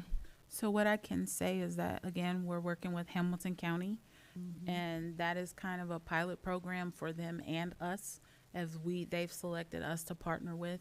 And that pilot program, it will be grant funded, but they have not yet secured the funding. And so because of that, it's kind of moving, I would not say slowly, because again, it's only 60 days out, but it is just pacing probably slower than we need response for our city. So that's why we're going to try to get ahead of some other things to put some things in place before that program is fully developed. And then I asked one more question. I recall at our last council meeting, Mrs. Chichester made reference that there was an agency or maybe a company who was willing to hire individuals from North College Hill. Do you know if you are pursuing that? Yeah, I reached out that very next day. Okay. And I showed our interest, and it has not yet been responded. But I do know, based on other communities, because I also reached out to our neighboring communities, that they have also been waiting a response. So I think that they're just trying to calculate and gather what they will be able to do and what communities they'll be able to serve and to what capacity. And lastly, was it Harper Point? Because there are, I don't know. No, it wasn't Harper Okay, Point. so I can send you a few more. We are not the only city that's dealing with this, but I want to make sure that we have as much resources available as possible. And if we can, it would be great. So I can send you the ones in whom I have as well, that we can really see if we can launch this for the summer. Okay, thank you. Do we have anything from our law director? Madam President, I do not. Thank you. Do we have anything from our finance manager? No? Thank you. Okay, now we're to the call of members part of the evening. Ms. Sorb? Thank you, Madam President. My only comment would be, I hope that everyone takes the time to go out and vote tomorrow, and it's our civil right, so please take advantage of that. Thank you. Thank you. Ms. Gaston? Thank you. We had a small business owner visit us today. He was sitting in the audience, and I just wanted to recognize him as Grandeur Decor. He owns the furniture shop right there on Hamilton Avenue next to Subway and our grocery store. And he is having an event this weekend for Mother's Day. It's going to be jazz, and it's upscale dress, and there's going to be hors d'oeuvres and all those fancy things. So if you guys are looking for something to do with your mom, definitely check them out. It's $20 for admission. And I think that is super awesome to have that in our community, something that we can go and hang out and just let our hair down, right? So I did have a couple of things that I wanted to talk about today. I wanted to take a moment to talk about communication with our residents. So I have gotten a lot of questions from citizens about, hey, how can we get more involved? How can we get more connected? And Ms. Zorb and I actually was just driving around different cities, and we were seeing the different signs that cities and different municipalities have that look fresh, and they're able to be read. And I'm really looking forward to working on the beautification of our city, getting signs so people know what's going on, utilizing our electric sign, hopefully finding a spot for that so that if we do have employment for the youth, that can be an announcement that parents can see. I love Facebook. I want to be on Facebook all the time, but I identify that not everybody is on Facebook and not everybody has a cell phone. So if you're walking, riding, or driving in our neighborhood and there's a sign where you can read that there is an upcoming event for the city, I think that's a really good start to connecting with our citizens. That's really important to me. As we move into spring, I like to see a little more spring stuff. Just having flowers out, hanging baskets when I drive down Galbraith. I grew up here in the 90s, and we would have flags and things like that. So just bringing more life to our city. Lastly, I want to thank my peers, Mayor Nichols for creating the resolution for my grandmother, Ms. Alexander, Ms. Whitlisbach, Ms. Curitan, and special thanks to Ms. Zorb, who kept me sane and told me it was okay to cry. I really appreciate you guys from the bottom of my heart. And I'm happy to be back into the groove of things. And lastly, I would like to share that today is day 1 of someone's birthday week. So I just want to shout out Ms. Zorb and say happy almost birthday. And that is all. Thank you. Thank you, Ms. Gaston. Ms. Alexander. I would like to say that, remind everyone that May is Mental Health Awareness Month. Check on someone. Check on yourself.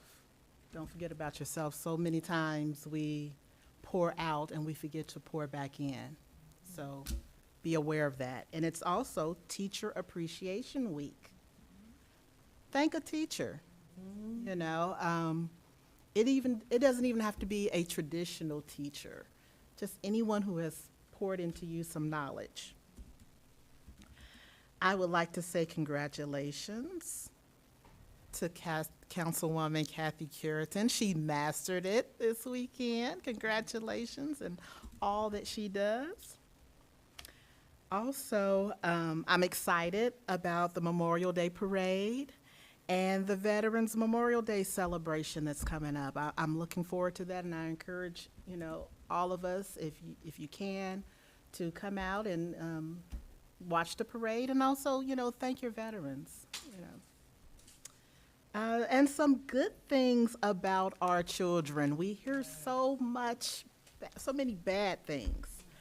So there have been plenty of baseball and track events going on throughout the last couple of weeks. But I would like to talk about a kudos that our middle school girls track team received from the Seven Hills coach. So when they were, you know, participating in their event, the Seven Hills team forgot their discus and some of their other equipment. Our students, without being coached or prodded, said, hey, you can use ours. You know, and we hear so much, you know, oh, these kids are, you know, this and that and that and this, you know, because that's what gets the views and the clicks and the shares. You know, that was posted, and I want to say that wasn't shared.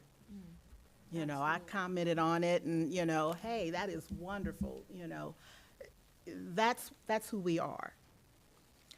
Also, our elementary school boys participated in a Boys in Tech program at the University of Cincinnati. Did a phenomenal job. This is for future engineers and mechanics. More kudos to our children. Another topic, some of the high school students participated in a graduate level research project. And this was done at the UC College of Education, Criminal Justice, and Human Services. The Youth Build a Change Showcase. And what do you think one of the topics was? One of the topics is how we can change youth behavior in North College Hill. Yes, they had all kinds of diagrams, next steps. Our youth, they are just as vested in our city as we are.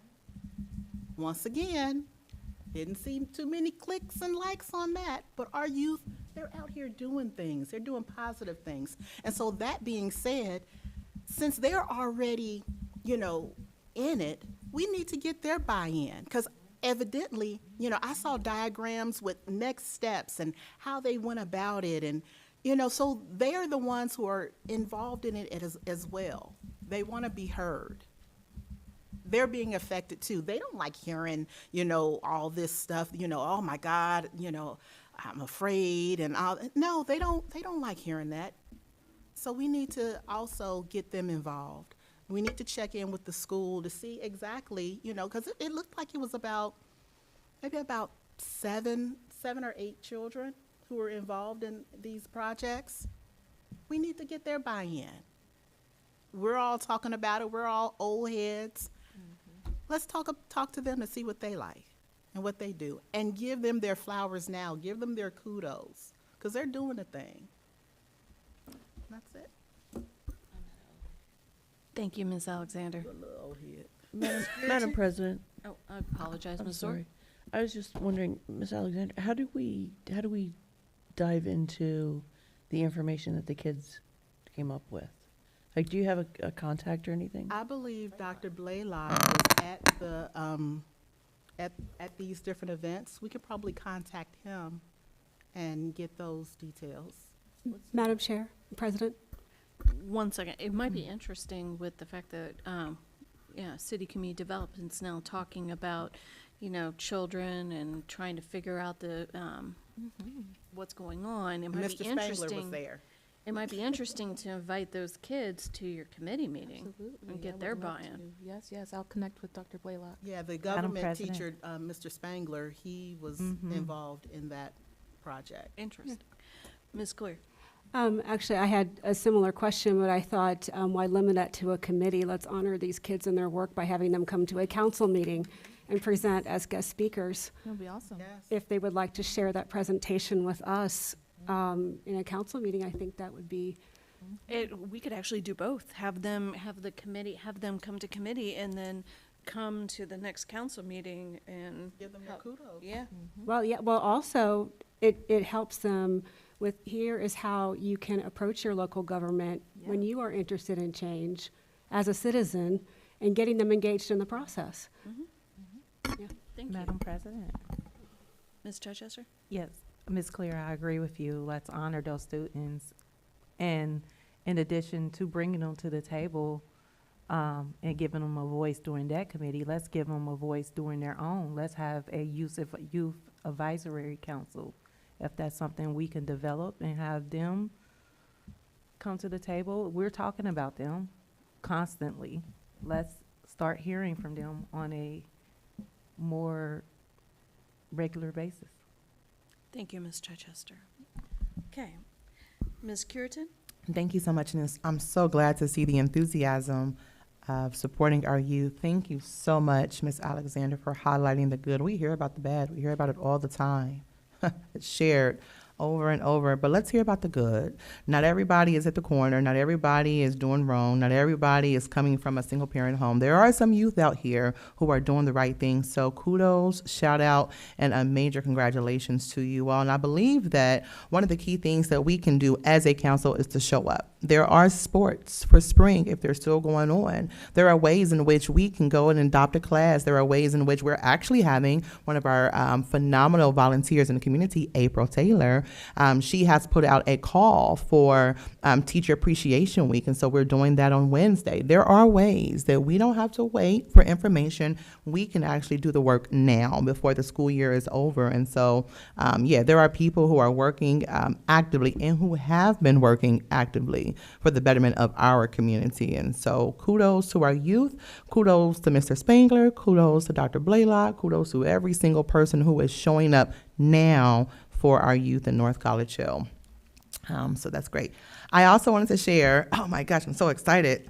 I graduated on Saturday with my master's in business administration. And I say that not to toot my own horn, but I want to just encourage those who are working, those who are involved in a lot of things, those who are maybe Girl Scout leaders like myself, those who have children, those who have a husband, those who have a lot of other things that are going on in your life. When you put your mind to something and you put your heart into it, you can achieve the goal. Whether you want to graduate high school, whether you want to become an LPN, whether you want to go to trade school, whether you want to go to law school, whether you want to become a PhD, whatever your dream or desire fire is, you do not have to stay where you are. So I hope if there is someone who is watching and are listening and they just feel defeated and they feel as if they cannot do it, trust and believe. I was that one who was up at 1 and 2 o'clock in the morning and woke up at 6, and I knew that I was tired, but I did it for myself. I did it for our future generation. I did it for the moms who are just burnt out and knew that they wanted to do more and see more. I did it for my husband. I did it for my village and my children to come. So if I did it, I want to encourage you that you can also do it. Today is also International Firefighters Day, and so I want to make sure that we can recognize the work our firefighters do every single day. And they are a huge contributor to our community. Thank you so much, Chief Joe Plackey and all of our fire and EMT for the hard work that they do in North College Hill. I also want to encourage everyone to vote. If you have not voted early, tomorrow is voting. In order to have a change, if you don't like the way something is, you get out and vote. You vote for the change. And so there are a lot of different issues on our ballot in North College Hill. Tomorrow is your opportunity to exercise your voice. Lastly, I want to leave council, administration, our guests, and those watching at home just with a simple statement. And it says, silence leaves people uncertain, and uncertainty creates assumptions. When someone says nothing, others may think they're being ignored or simply don't care. And I don't want us as a city, as a council administration or any of that to seem that we are ignoring the voices of the people. We are here because the people elected us, and I want them to understand that we hear them. And it is important as a council that we don't hear what they say today and then tomorrow we move on with our lives. It's important that we put our boots on the ground now while the fire is burning hot, and so that we can ensure that the house does, that's really not a good analogy, but to ensure that we really mitigate the problems now. This is not new. This is just another summer that we're dealing with this. It happened last summer, and the year before that. It's not new. But the question I'm going to leave with everyone is, what are we going to do different this year? Ask yourself, what can you do? What can I do? What can we do to ensure North College Hill sees the change that we desire to see here? So that's all. Thank you. Thank you, Ms. Curitan. Ms. Clear? Thank you, Madam President. I also want to echo the sentiment to everyone. If you have not done so already, please vote. Local elections affect what happens in your own backyard immediately. And it is critically important to vote in local elections, I think. If you are unsure as to who's on your ballot, there is still time. Hamilton County Board of Elections has sample ballots. You just put in the address and you can see the Republican primary ballot, the Democrat primary ballot, or as Ms. Smith indicated, we had discussed, if you want to do issues only, you can do that as well. If you prefer to remain unaffiliated for a political party, you can always pull an issues only ballot. We have a couple of really important things. Do your homework, you know, and go vote, please. And local elections are very important. The second thing I wanted to mention is this coming Saturday, May 9th, there will be a free community health fair hosted by Journey Church. And I had the time up on my phone. That's what I was looking at. I wasn't. It is Saturday, May 9th from 11 to 3. And it is a free health care. You can get health screenings, cholesterol, blood pressure, behavioral health, women's health. They have information on their Facebook page and on their website about that. The North College Hill Beautification and Activities Committee will also have some giveaways for moms that they're going to be doing at that event, and some, I believe, fundraising as well. I'm not sure, but that's, you know, I mentioned it because it's going to be happening at the same event. So go on out if you're interested. It's a free event, so I hope to see everybody there. And there was one more thing I wanted to say, but I neglected to write it down, so it will have to be unsaid. So have a good evening. Thank you, Ms. Clear. Mr. Davis? All right. Let me see. Feel like I got a lot to say, but I'm going to try to say it quickly because we only about halfway through the itinerary. So, as everybody else has mentioned, election day is tomorrow, and when it comes to tomorrow and other issues, I'm quite sure y'all have heard the parable of the story of 4 people named. One was named anybody, one was named somebody, one is everybody, and one was nobody. There was a job to be done. There were institutions to be funded. There were structures to be built. And everybody was sure that somebody would do it. Anybody could have did it, but nobody ended up doing it. Somebody got mad that nobody did it because it was supposed to be everybody's job. Everybody thought that anybody could do it, but nobody realized that anybody simply won't do it. So we got to think about these things where we're like right now we want to be the anybody's. We want to be the somebodies and try to minimize the nobodies. And remember, as you go to look at your ballot tomorrow. Cindy Abrams is on that ballot tomorrow. She's clearly team nobody. Jonathan Bradner, don't know you, never heard of you. Pick a side, Reverend. Are you gonna be somebody, nobody, anybody? Lewis Blessing, not on the ballot, but also clearly team nobody when it comes to these things. So at the end of the day, I've said before, you feed what you want to grow and you starve what you want to shrink. If we keep feeding surveillance and carcerality, you don't belong here. You're not supposed to be here. You can't be here. What do you get when you keep feeding that? You grow distrust and disrespect. Can we try to feed a few options? Can we try to feed some investment in people? Can we feed some encouragement? And finally, I'll feed y'all a story about a softball game I went to the other day. We played St. Bernard, and unfortunately the softball team does not have a roster, because I love to say everybody's name, because we came back from down, I want to say like 16-7 and ended up winning 24-23. Yes. Hey, so, and I want to shout out. I don't know her name, but the left-handed laser lefty pitcher for the softball team. You're awesome. You're amazing, and I bet your arm is still tired. Y'all take care. Oh crap, my bad. One last thing. When we was talking about Aaron and everybody getting warnings for code enforcement and everything. I can say Aaron is absolutely a can. Mr. Wallace is absolutely a can man. Anybody can get one of those notices, because I had one on my door. I'm not necessarily saying my grass was a little bit too tall, but when I finally cut it, I met my new neighbors Timon and Pumbaa. Y'all take care. Thank you, Mr. Davis. Ms. Chichester. All right. Thank you, Mr. Davis. Amen on everything on that. I don't know if y'all heard, but voting is tomorrow. And to piggyback off of the mayor, this is not a polling location tomorrow. Do not show up here. Please check Journey, or please check Lifespring, or check the website, put your address in, and you can find your local polling location. Also, so what have I been up to since the last meeting? We had an Arbor Day event here. It was exciting, it was fun. It spirited some great conversation.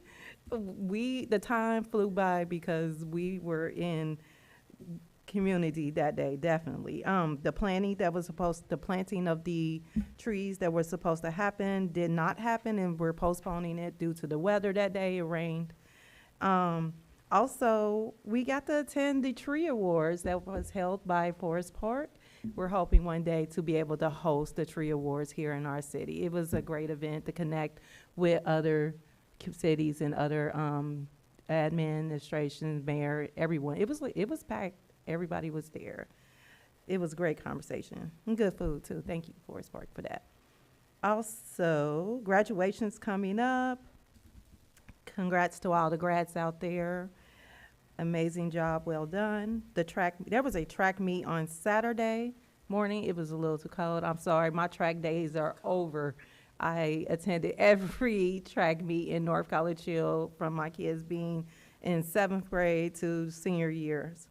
So, but congrats to the track team. Awesome meet, awesome schools that showed up, and great fellowship among the students. Also attended the Hamilton County Women and Girls Commission. Yes, there is a commission through the Hamilton County for just women and girls. Thank you. It was fun. They also submitted policy to the county commissioners about lactation. So I'll send you that information about that on lactating room. That lactation room make me wanna, no, I don't wanna go back, never mind. I was about to put my foot in my mouth. Also, thank you for Councilwoman Alexander, Ms. Marshall, for letting us know May is Mental Health Month. That slipped my mind. I ran into the gentleman from the Center for Social Justice, Mr. Reggie. Sorry, Reggie, I think your last name is Harris. Asked me how we're redoing in North College Hill, and if he's asked if we needed to come back. So I will touch base with him and definitely say we might need you to come back. Give us some tips and, you know, tips on how to engage our youth in more positive activities. On that note, voting, we all know there are issues that are affecting our city, from school board to other issues. My comment on that is you can't combat crime with removing opportunities for our children. If you remove the opportunities, what pathway are they going to take? You have to start creating the pathways for our children in our community. So with that being said, Madam President, I think that is all from me, and I yield. Thank you. Thank you, Ms. Chichester. Madam President, it's not a question. I promise. I promise. Yes, Mayor I Nichols. just wanted to, because they keep talking about the great things with the kids, and I was hoping that one of the people who always, Mr. Davis, always has stats. But I just wanted to point out, Ms. Chichester talked about the track meet. There was a track meet last week, and one of our kids broke a record. So he tied the record. So Robert Miller was class of 2014, and he had a high jump or something of 6 feet 4 inches. And this particular student, whose name is Maurice Walker, he tied that. Well, it said Walker on my thing. I don't know. He tied that. So that hasn't happened, only 2 in the history of North College Hill. So I think that's something good to. Thank you. Okay. Now let's move on to if there's any further remarks from the ladies left in the audience.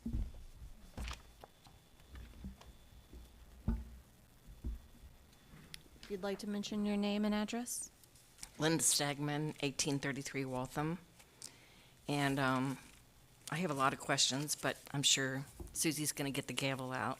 Oh, no, get my time out. The first thing I have is going back to Mrs. D. As some of us know, the alleys have always been a problem. That's why they're marked. That's why they're marked with, there was a ordinance, and we got the alleys marked to shorten the police response time. Instead of trying to explain where the alley is, we can say I-8, and the police hopefully would know where that is, or we can explain it. So looking back in an ordinance, I think that that would be something that if we had an ordinance and the police came through there, or a resident came through there and saw someone back there, we could get them, for one thing, we could get them for trespassing because they're not supposed to be back there. But the alleys have always been a problem, and yeah, May 21st, I mean, the summer's already started out bad, and summers are really big on the alleys because there's drugs and just people sitting back there parked and everything else. My other thing is the administration report.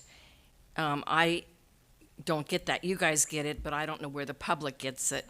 And I don't know if you can go to the home page, I think years ago, and put it, whatever you click on it, I'm not an IT person, and that would take you to the administrative reports so that we could go back. I did go through like 30 or 60 pages and found January and February, but I don't have March and April if they exist.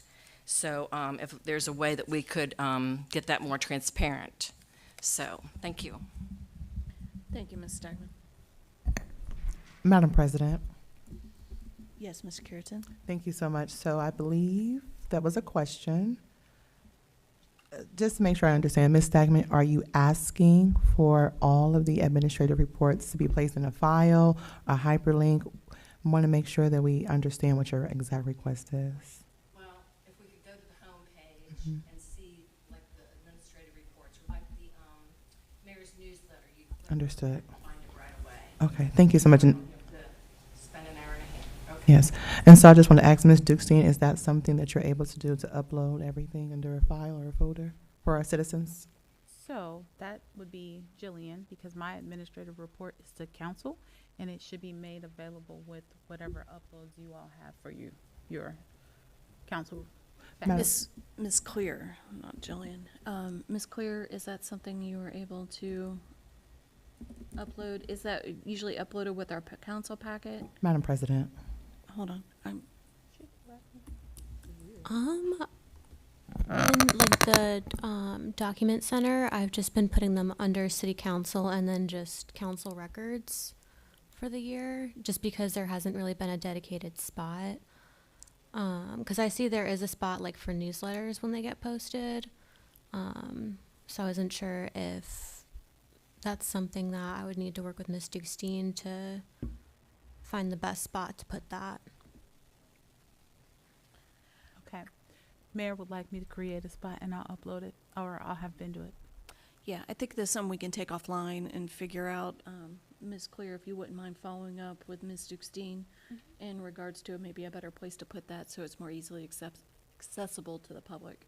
Madam President, I I was would like- next, Ms. Curitin. actually. Thank you so much. So just to clarify, I want to make sure that the lines are not blurred. The report that Ms. Clear, as our clerk, she gives it to council, but per our charter, section 6.02, it says that the administrator is to submit the report to the mayor, to council, and make available to the public a report on the financial and administrative activities. So I read that as to say that our clerk gives us the report, but then administration makes her report available through our city's website. Madam Chair, Madam President, Mayor Nichols. Ms. Dukestein is going to create a spot wherever that might be on the website where she can upload her report, which is what, so Ms. Clear will not, she can send it to council, but Ms. Dukestein will have a spot. We will find somewhere, create somewhere where she can upload her report, even if we have to create an administrative page on the website. So what you're saying, Madam Mayor, is that Ms. Clear does not need to follow up with Ms. Dukestein? No, she That's does something not. that you will handle yourself, Ms. Dukestein? Thank you. Okay, thank you. Thank you for that. Okay. Any other further remarks from the audience? Just want to make sure I addressed you over there, and you, ma'am, over there, if you had something that you'd like to. Okay, let's move on to legislation. Ms. Clear? We have a second reading of Ordinance 03-2026, an ordinance prohibiting the use or holding of an electronic wireless communications device while operating a motor vehicle within the city of North College Hill, Ohio, and establishing penalties.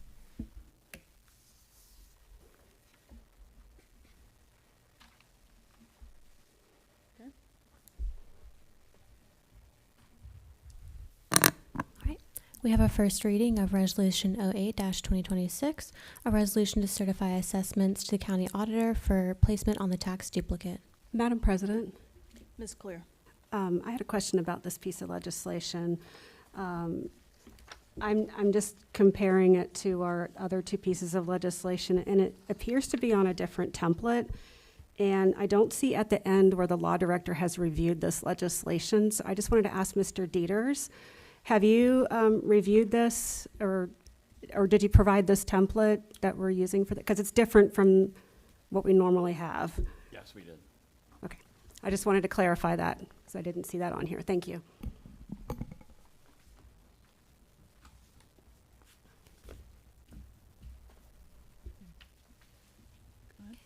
We have a first reading of Resolution 09-2026, a resolution amending Resolution number 6-2026 to add an attachment and restoring previously deleted language. Madam Madam President. President, Ms. Curitin? Thank you so much. So I looked through our council rules, and I don't know if I see anything that speaks to this. This is a piece of a legislation that I do not believe has gone through committee. However, I believe that it is a part of a different piece of legislation. So I'm not sure how we address this. Are we suggesting that every single piece, even if there are modifications to it, would need to come through council committee, or are we making an exclusion? So from my understanding, and maybe Ms. Clear can elaborate on this, the original resolution went through committee and has been thoroughly discussed and went through 3 readings. And it was amended to death, if you remember. And we removed some things off of this because it needed some clarification that we were not getting at the time. Now, apparently, we do have that clarification, and now we would like to add some information back in. And from my understanding, this has been thoroughly discussed between Mr. Dieters and Chair of Rules and Public Policy. Madam President. Yes, this is purely a procedural step to restore completeness and clarity of the public record as it was originally intended. We decided to strike, and for those of you in the audience who might be watching, there's a specific sentence that would be removed that referred to the grant program requirement document as being attached, and that document was not attached. Subsequently, we were provided with that document, and so now this is a procedural step to, and you can always go back and, clarify previously passed legislation. This is a procedural step, and I did extensively communicate with Mr. Dieters and myself about how this should be structured and how it should be worded. It does not change the decision that we made before, but it completes the record for that original decision. So that the next time someone's looking at legislation, Resolution 6/2026, everything is there because it was not there before. So that's what we're trying to do, is get all of this together, that goes together, that supports that decision. Thank you, Ms. Clear. Ms. Gaston, you had your voice raised, not in anger, just in question. Does this need to go back into committee to just add something, or does it have to go through 3 readings so we can just add an additional piece to clarify what we're doing with accepting grant money? Yeah, I don't. Oh, I see. Madam President, Yes. what you're really going to have to do is you're going to have to approve it, but waive 3 readings, because there's no process to waive the 3 readings. So you'll have to. I apologize again for Mr. Dieters to talk on the end of your sentence. I don't believe it needs to go back to committee. This has been thoroughly gone through on committee and has been discussed and amended, and now we're back to square one. So where we are right now is on the first reading of this. If I'm willing to hear any motions that may have to do with this. Madam President, Ms. Clear. I would like to make one motion to amend the blank space on the first whereas, Resolution 6/2026, adopted by the Council of the City of North College Hill. That was on April 20th, 2026. I would like to make a motion that we amend to add that date. Do I have a second? Madam President, I second. Ms. Curitan, okay. So, I have a motion on the floor for, from Ms. Clear, and a second from Ms. Curitan to amend Resolution 9. 9. Okay, sorry, we have a I lot should have going said on that. here. I apologize. It's okay. To amend Resolution 9-2026 to add in the date of 4/2026. Discussion? Madam President, Ms. Zorb? I don't believe we need to make an amendment to add the date, Mr. Dieters. Okay. We can just do that. Would you I'm guys like to? sorry, we went through that Let's whole retract. process. I withdraw my motion. Okay. Any other discussion?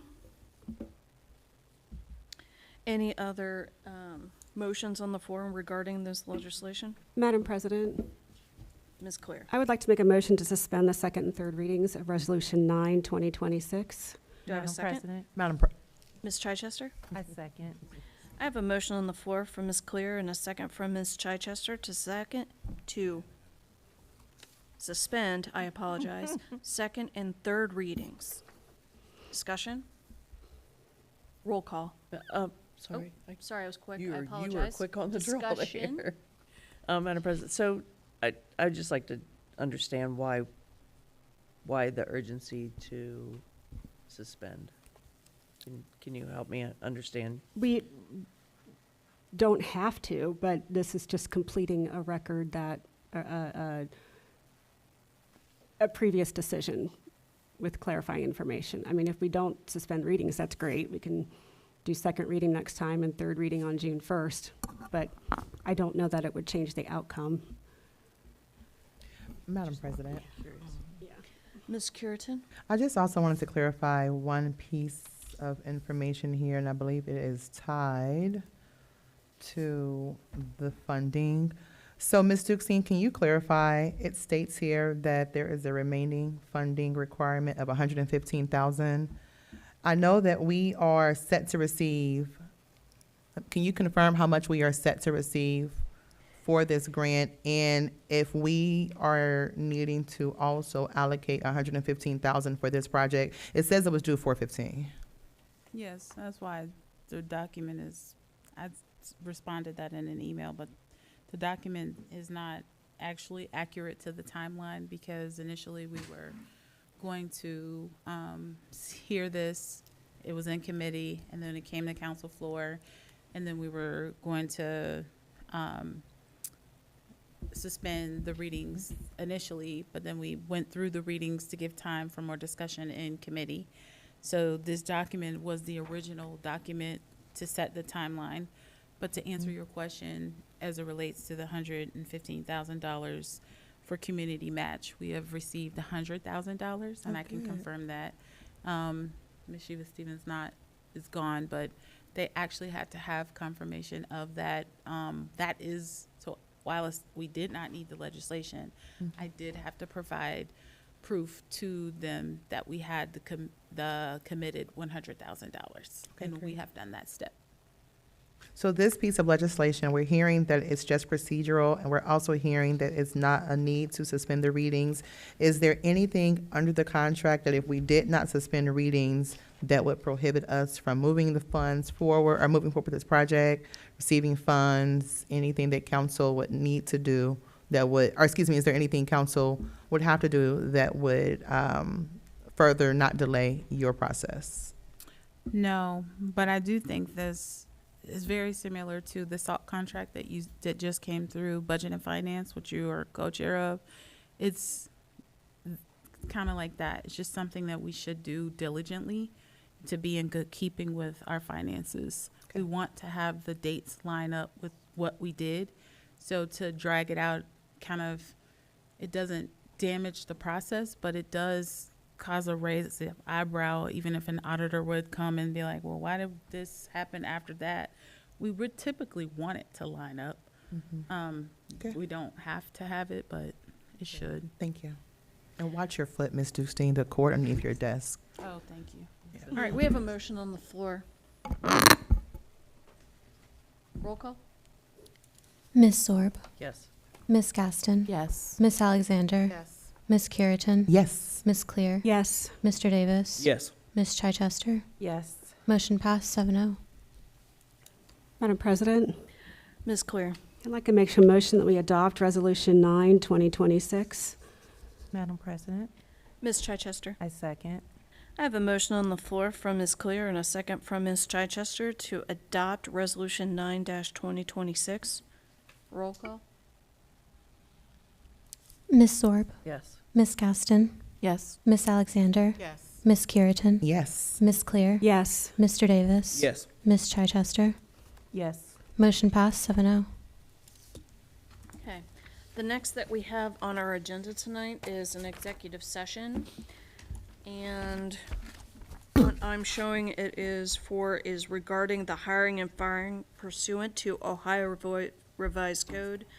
Council will enter executive session under section 1-121- G.22, G3, for conferences with an attorney for a public body concerning disputes involving the public body that are subject or pending or imminent court action, and G4, to prepare for, conduct, or review negotiations or bargaining sessions with public employees concerning their compensations or other terms and conditions of their employment. Do I hear any? Madam motions? President, Ms. Curitin? in pursuit to Ohio Revised Code, Section 1.121.22, I move that council enters executive session. I also want to include G1 to consider the employment, dismissal, discipline, promotion, demotion, or compensation of a public employee or official, or the investigation of charges or complaints against a public employee, official, licensee, or regulated individual, unless the public employee, official, licensee, or regulated individual request a public hearing. Madam President, Ms. Zorb? I'll second the motion. Was it a motion? Yeah, she Yes. did. Okay. She made a motion. Yes, I'll second the motion. I have a motion from Ms. Curitin and a second from Ms. Zorb to go into executive session regarding, under section 12122, G1, G3, and G4. Roll call? Ms. Zorb, Yes. Ms. Gaston, Yes. Miss Alexander, Yes. Miss Curitin, Yes. Miss Clear, Yes. Mr. Davis, Yes. Miss Chichester. Yes. Motion passed 7-0. Madam President, Ms. Curitin? I would like to also invite people, I don't know if you wanted ahead. to. Okay, so for this, I would like to invite Ms. Dukestein, and I don't think we need anyone else. We need the law director. The law director. Okay. Okay. And Madam Mayor. And Madam Mayor? Mayor. Yes.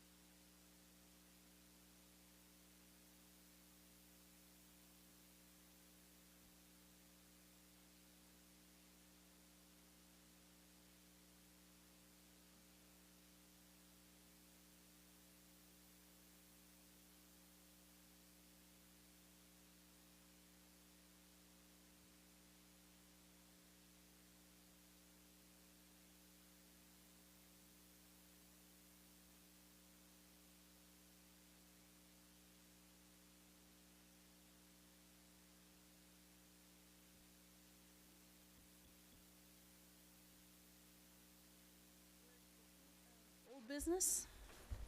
Madam President, Ms. Dixie? I have some old business. So, Ms. Gaston said in her, report for CCDR that they reviewed the 1,500 appraisal, but I don't know that, did you guys review it? We touched on it. We talked about the cost of the land and things of that nature. I distributed the appraisal so everybody has it, and we will probably come back to it again. Okay. And then you also said in your CCDR, you were talking about wanting to see spring flowers around the community. Mm-hmm. So I know that I've driven other communities as well, and I see flowers. So, like, for example, Springfield Township, they replace multiple times. We don't have it in our budget, so we're going to get summer flowers. So typically, Mother's Day is the mark where you start seeing more flowers for communities that have less dollars to put towards things like that. So we have some hanging baskets that will be put up along Galbraith Avenue and flowers put in them so that our city will be more aesthetically pleasing and have that beautification. And then, so Miss Alexander, she talked about the positivity with the kids. And I think that that is my notion. I mean, I'm a mom of 3, so kids go, they have different phases in their life. I can tell you when I'm out here, at least the kids that I'm seeing, it's the same faces. I know that it is not something that should be ignored, but I would appreciate just more positivity, because there is a lot more positive things than there is going on in negative things in the community. For example, even with our Kroger event, there were only 8 children out of over 100 that really were in a very ugly space. So when you're looking at it and you're putting the damper out, think about also how we're talking about the kids, and as the kids are listening and the parents are talking in the audience and what's being presented on the news. Environment and exposure have a huge impact on the way that kids develop and their outcomes and how you talk about them. You can say one negative thing and it takes 10 positive things to turn that thing around. Exactly. So I just wanted to be mindful as council members. I don't think that the matter should be taken lightly. I do think that we have an issue that needs to be addressed in the community. But I would ask that as we're talking collectively about it, that we're keeping in mind that this does not represent all of our kids. The other thing that is the youth council, typically we lean on the school, and I know Ms. Chichester has started the emails and they're communicating, and there've been some forward movement there. But I would say that we need to leverage children that are outside of the district that are in our community, because I know that kids are doing some pretty great things that are in this, that live in this city, that don't actually go to only NCH. Absolutely. And so then the other thing that I wanted to touch on is one of the things that I've been looking at is what are communities doing that don't have the issue with their youth that we're having. And I would press upon council, that is part of the reason why we need to have some recreational options, because when you look, I mean, and challenge you to look out there with the other communities that are not having as major of an issue with their youth being dispatched through the community. I know that the 4-day schooling definitely puts kids in the community differently than others. However, there has to be something for them to do constructive that they look forward to engage them and to expose them on a broad scale so that they are willing to come out and engage and participate and take some of that behaviors that are going left of center to bringing them back in. Madam President. Madam President. Ms. Geerton? Thank you so much. So, Ms. Dixie, I 1000% agree with you, because we hear about the negative all the time. But as Ms. Alexander emphasized, and I as well, there are a lot of kids and youth who are doing the right thing right here in our backyard. And I hope that they know we see them, we appreciate them. One is, and I hope she doesn't mind, is Kai, your daughter. She's an excellent role model for the youth in North College Hill, and I appreciate all that she does. So I wanted to ask you, I know we kind of talked about it very briefly. You were waiting for the gentleman to get back with you, and then we also talked about creating jobs here at our last council meeting.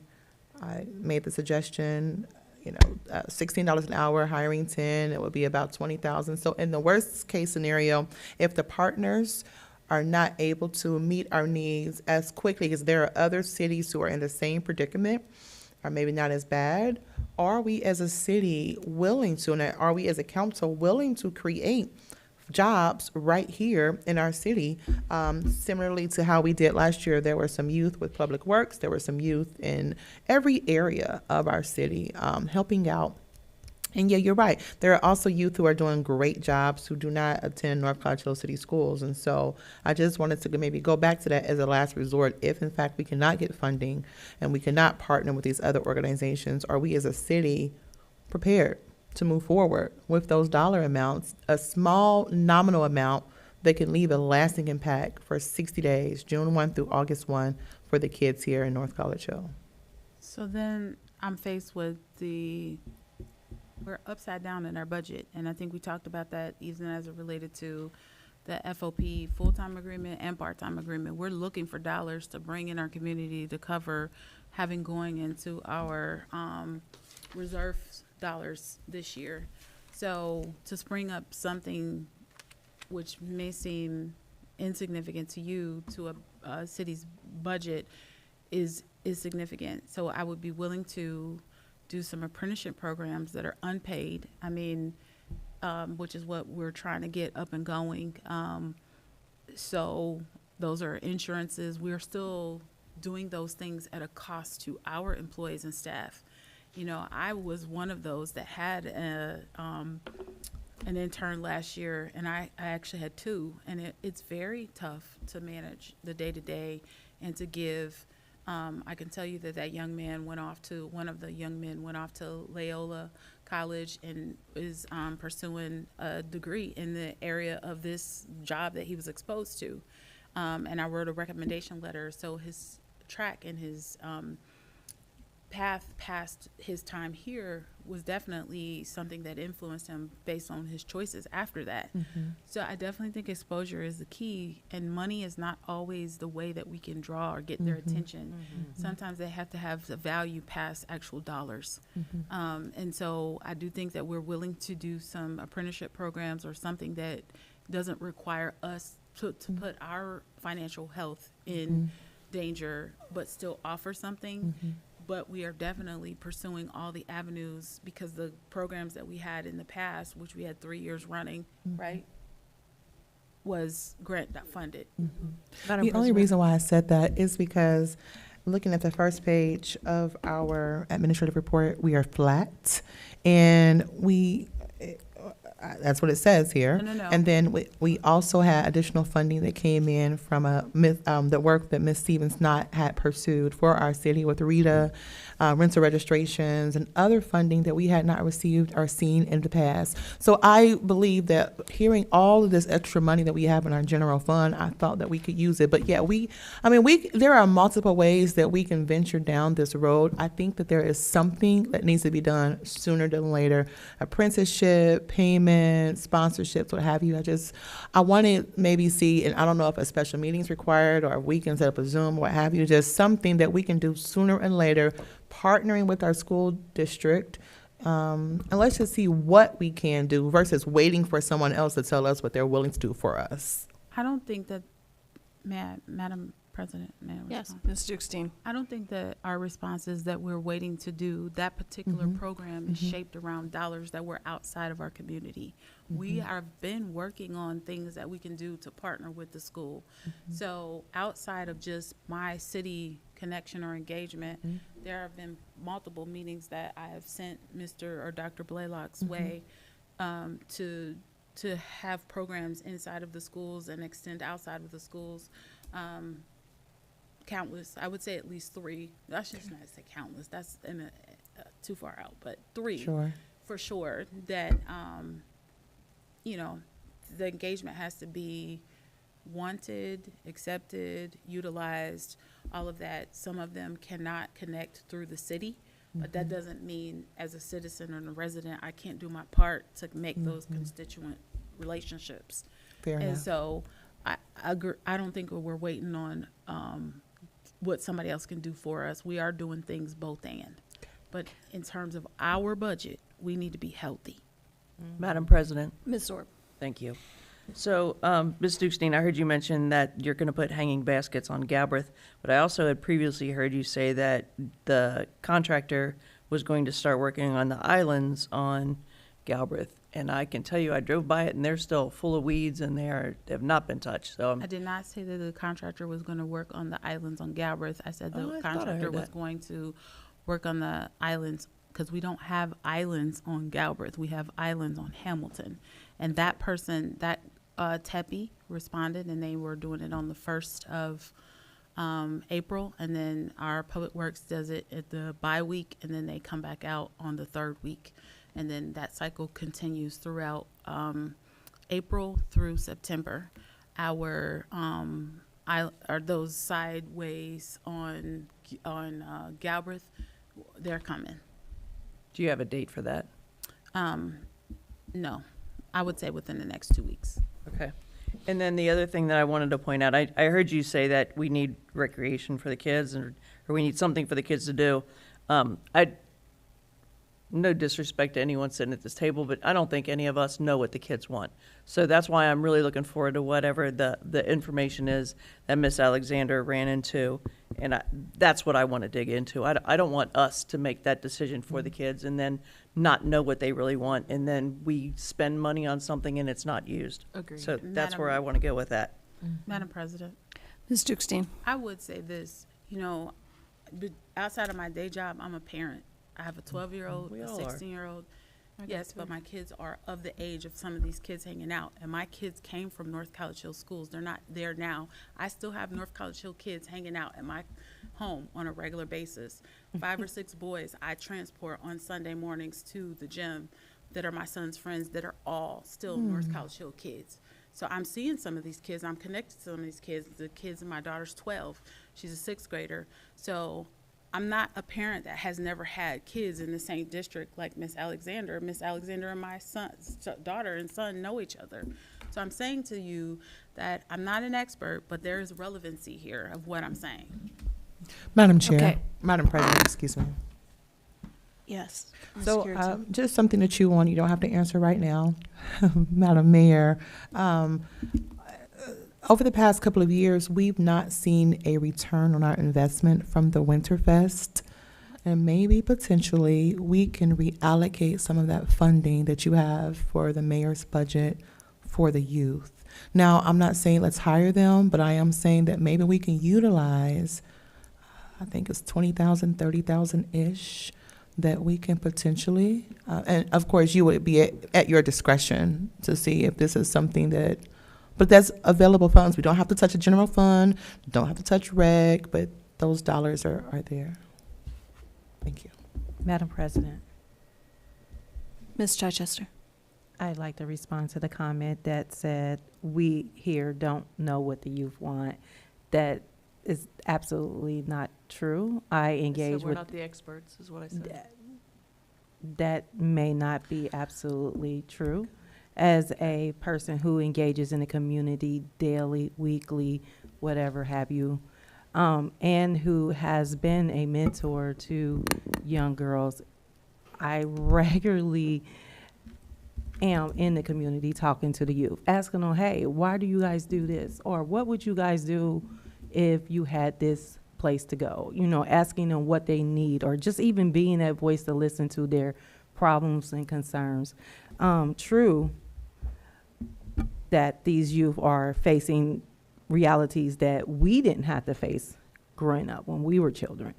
But as a person who connects with community partners who have been the people in the weeds, in the field, on Fountain Square, or I'm sorry, it's not called Fountain Square, Government Square, when the youth were down there and engaging in trouble. Have been down there myself and interacted and talked to the organizers who were engaged with the youth and all their techniques and problem solving skills they utilize with the children. Madam So- President. Madam President. Okay, let me just say one thing, and then we'll real quickly touch on everybody who Madam Presidented. Please do. So my thing is that I think everyone here has had interaction with our youth that is in North College Hill, either by having children in the school district, no children that are in the school district, or support our schools. But what I think that one of the things that I'm glad that Ms. Alexander brought up is the chance to have the youth come and interact with council and interact with committees and to give their opinion and what they're seeing. Because I personally was very excited to hear that they were, having a presentation and had all these ideas. I, for one, would love to hear this. So that's my 2 cents. Take it or leave it. Now, who, Madam President, at first? Madam President. Ms. Alexander. Well, Madam President, and just for clarification, and to piggyback, we all have been involved in some way or not.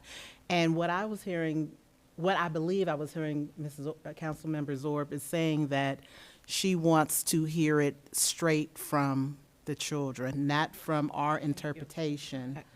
It would be refreshing, just to hear their voices. And yes, we all have children or, have been a parent figure to somebody, but I thought Kai wanted a funnel cake because she loves funnel cakes. I went and bought this $12 funnel cake. She took a pinch off of it and didn't want it anymore. Yeah, I know Kai. But had I really just said, Kai, do you want the funnel cake? Instead of going out and buying what I thought she wanted, I could have saved my $12.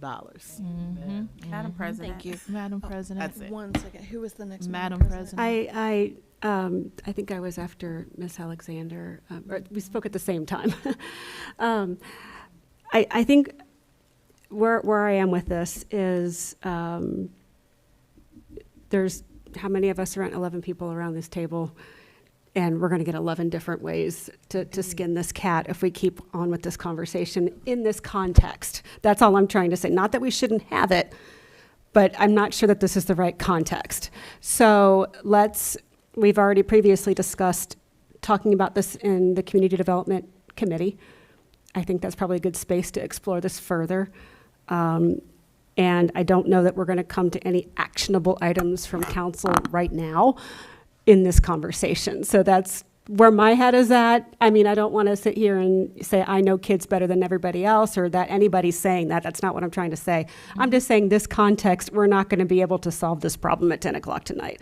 So I'm thinking since we've already decided we're going to put this in committee, let's explore that further there. And if there's any other that's just my Thank you, Ms. 2 Claire. cents. Thank you, Ms. Claire. Ms. Cureton. I just wanted to quickly ask, Madam President, for those who do not sit on CCDR, I heard that there was a mention of a copy of an appraisal for $1,500. What do you believe is the procedure for all of council or those who don't sit on that committee to receive that document? So the chair of City Community Development, would you mind sending out that to everyone on council? Yes. And Thank you. And Madam Chair, would you like that to be our standard, and we can add that to our council rules, that for those who don't sit on each committee, would you prefer that all of council receives documentation? I believe there was even some questions like some other contracts, what have you. What do you believe that you would like to see procedurally for that? I think that's a lot to chew on for tonight. Sure. I think that it's good that that we're already going to have the contract sent over. Not contract, I apologize. Appraisal. It's late. I apologize. Let's think on that. Sure. We'll talk about that at a further time. Was there another, It was Madam me, President? just real quick. Thank you, Madam President. I just wanted to remind council that you have 2 weeks before these particular students may be out. Yeah. So I don't know who the contact person is. They have exams coming up. You know, they have to be willing to come. Not saying that they aren't, but we need to consider their time as well. I don't know if it's something where if they arrange for you to go to them in the beginning, because sometimes the kids don't want to come out. I mean, I know Ms. Whitlisbach, you recall we went to them. We did. Because they used to come to us. And then when it cut back, they said, hey, we still want that relationship. So Ms. Whitlisbach and myself went to them. So, just consider that today is the May the 4th. fourth be with May you. the The 4th be with- 18th is your next meeting, their last day. No, the seniors are done. So I don't know if they were seniors or not. The seniors will be done. Thank you, So, Madam So Mayor. you may want to consider Madam that. President, I actually asked to comment as well. Me too. Ms. Gaston, yeah, I think it was mentioned that Mr. Spangler was party to all that. I'm sure you're going to reach out to him and to try to facilitate all this. Absolutely. Excellent. Madam- Ms. Dukestein? I think Ms. Chichester That's or Ms. already the connection to that. I mean, how you choose to handle it, but I know that she was already in contact to get those things together. I But that think you, wasn't- I think Ms. Chichester was in contact about the city government night, about having the students coming. Madam President, Mr. Yes. Spangler is the government teacher at North College Hill, so yes, I'm I aware. did connect with him and Dr. Blaylock about this. Okay, so you already are in Already. contact with Mr. Spangler about the Mhm. idea that Ms. Alexander just came up with tonight? Yes. Because Madam Because it President- wasn't, There's a council. Madam President, it wasn't a new idea. There were talks in the works about that.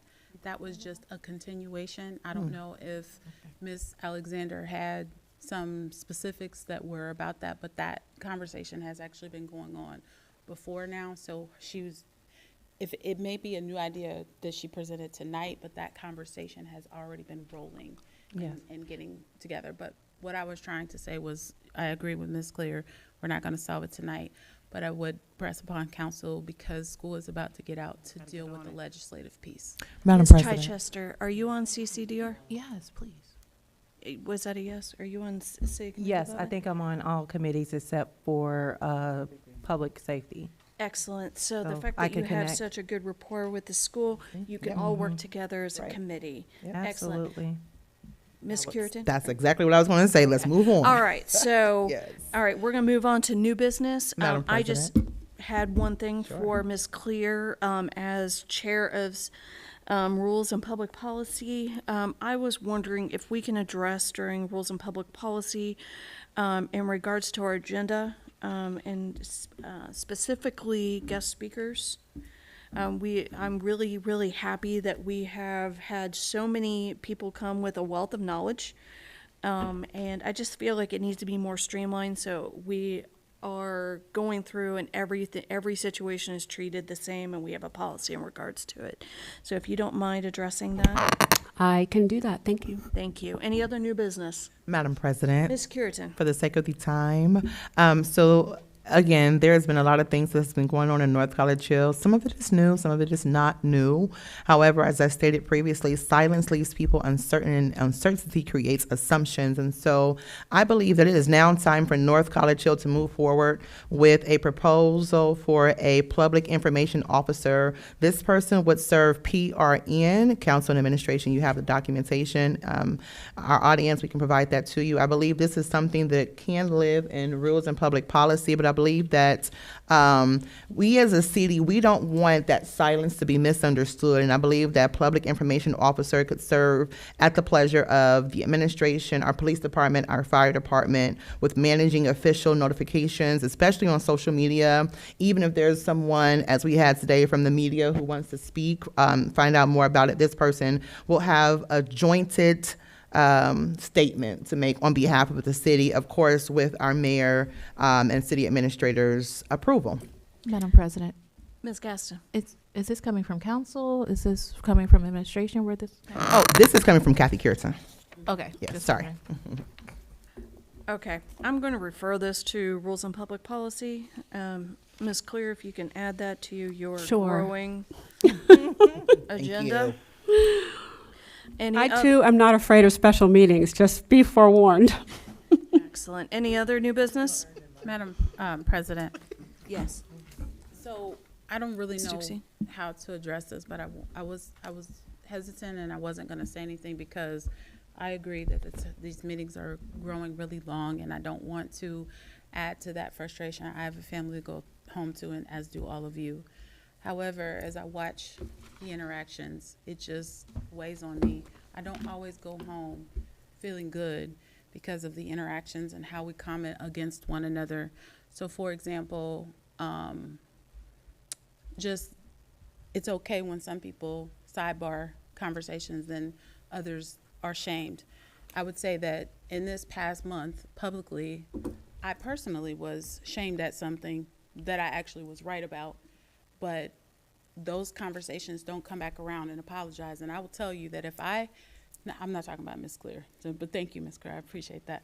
But I'm talking about if I wrong you, I will apologize. Even I will concede. So we talked a lot about it in the beginning of the year, but just a reminder that we're all human. We all have feelings and emotions, and necessarily this isn't the time or space for it. But I would like to be respectful of you all, and I would like for you all to be respectful of us. And so I will do my best to do that, if you all will also do your best to do that with us. Thank you. Any other new business? Do I hear any motions? Madam President, Ms. Zorb? I would like to make a motion that we adjourn at 10:20 p.m. Madam President, Ms. Gaston? I would like to second. I have a motion on the floor from Ms. Zorb and a second from Ms. Gaston to adjourn. Roll call. Ms. Zorb? Yes. Ms. Gaston? Yes. Ms. Alexander? Ms. Clear? Or Ms. Curitan? Yes. Ms. Clear? Yes. Mr. Davis? Yes. Ms. Chichester? Yes. Motion passed 7-0.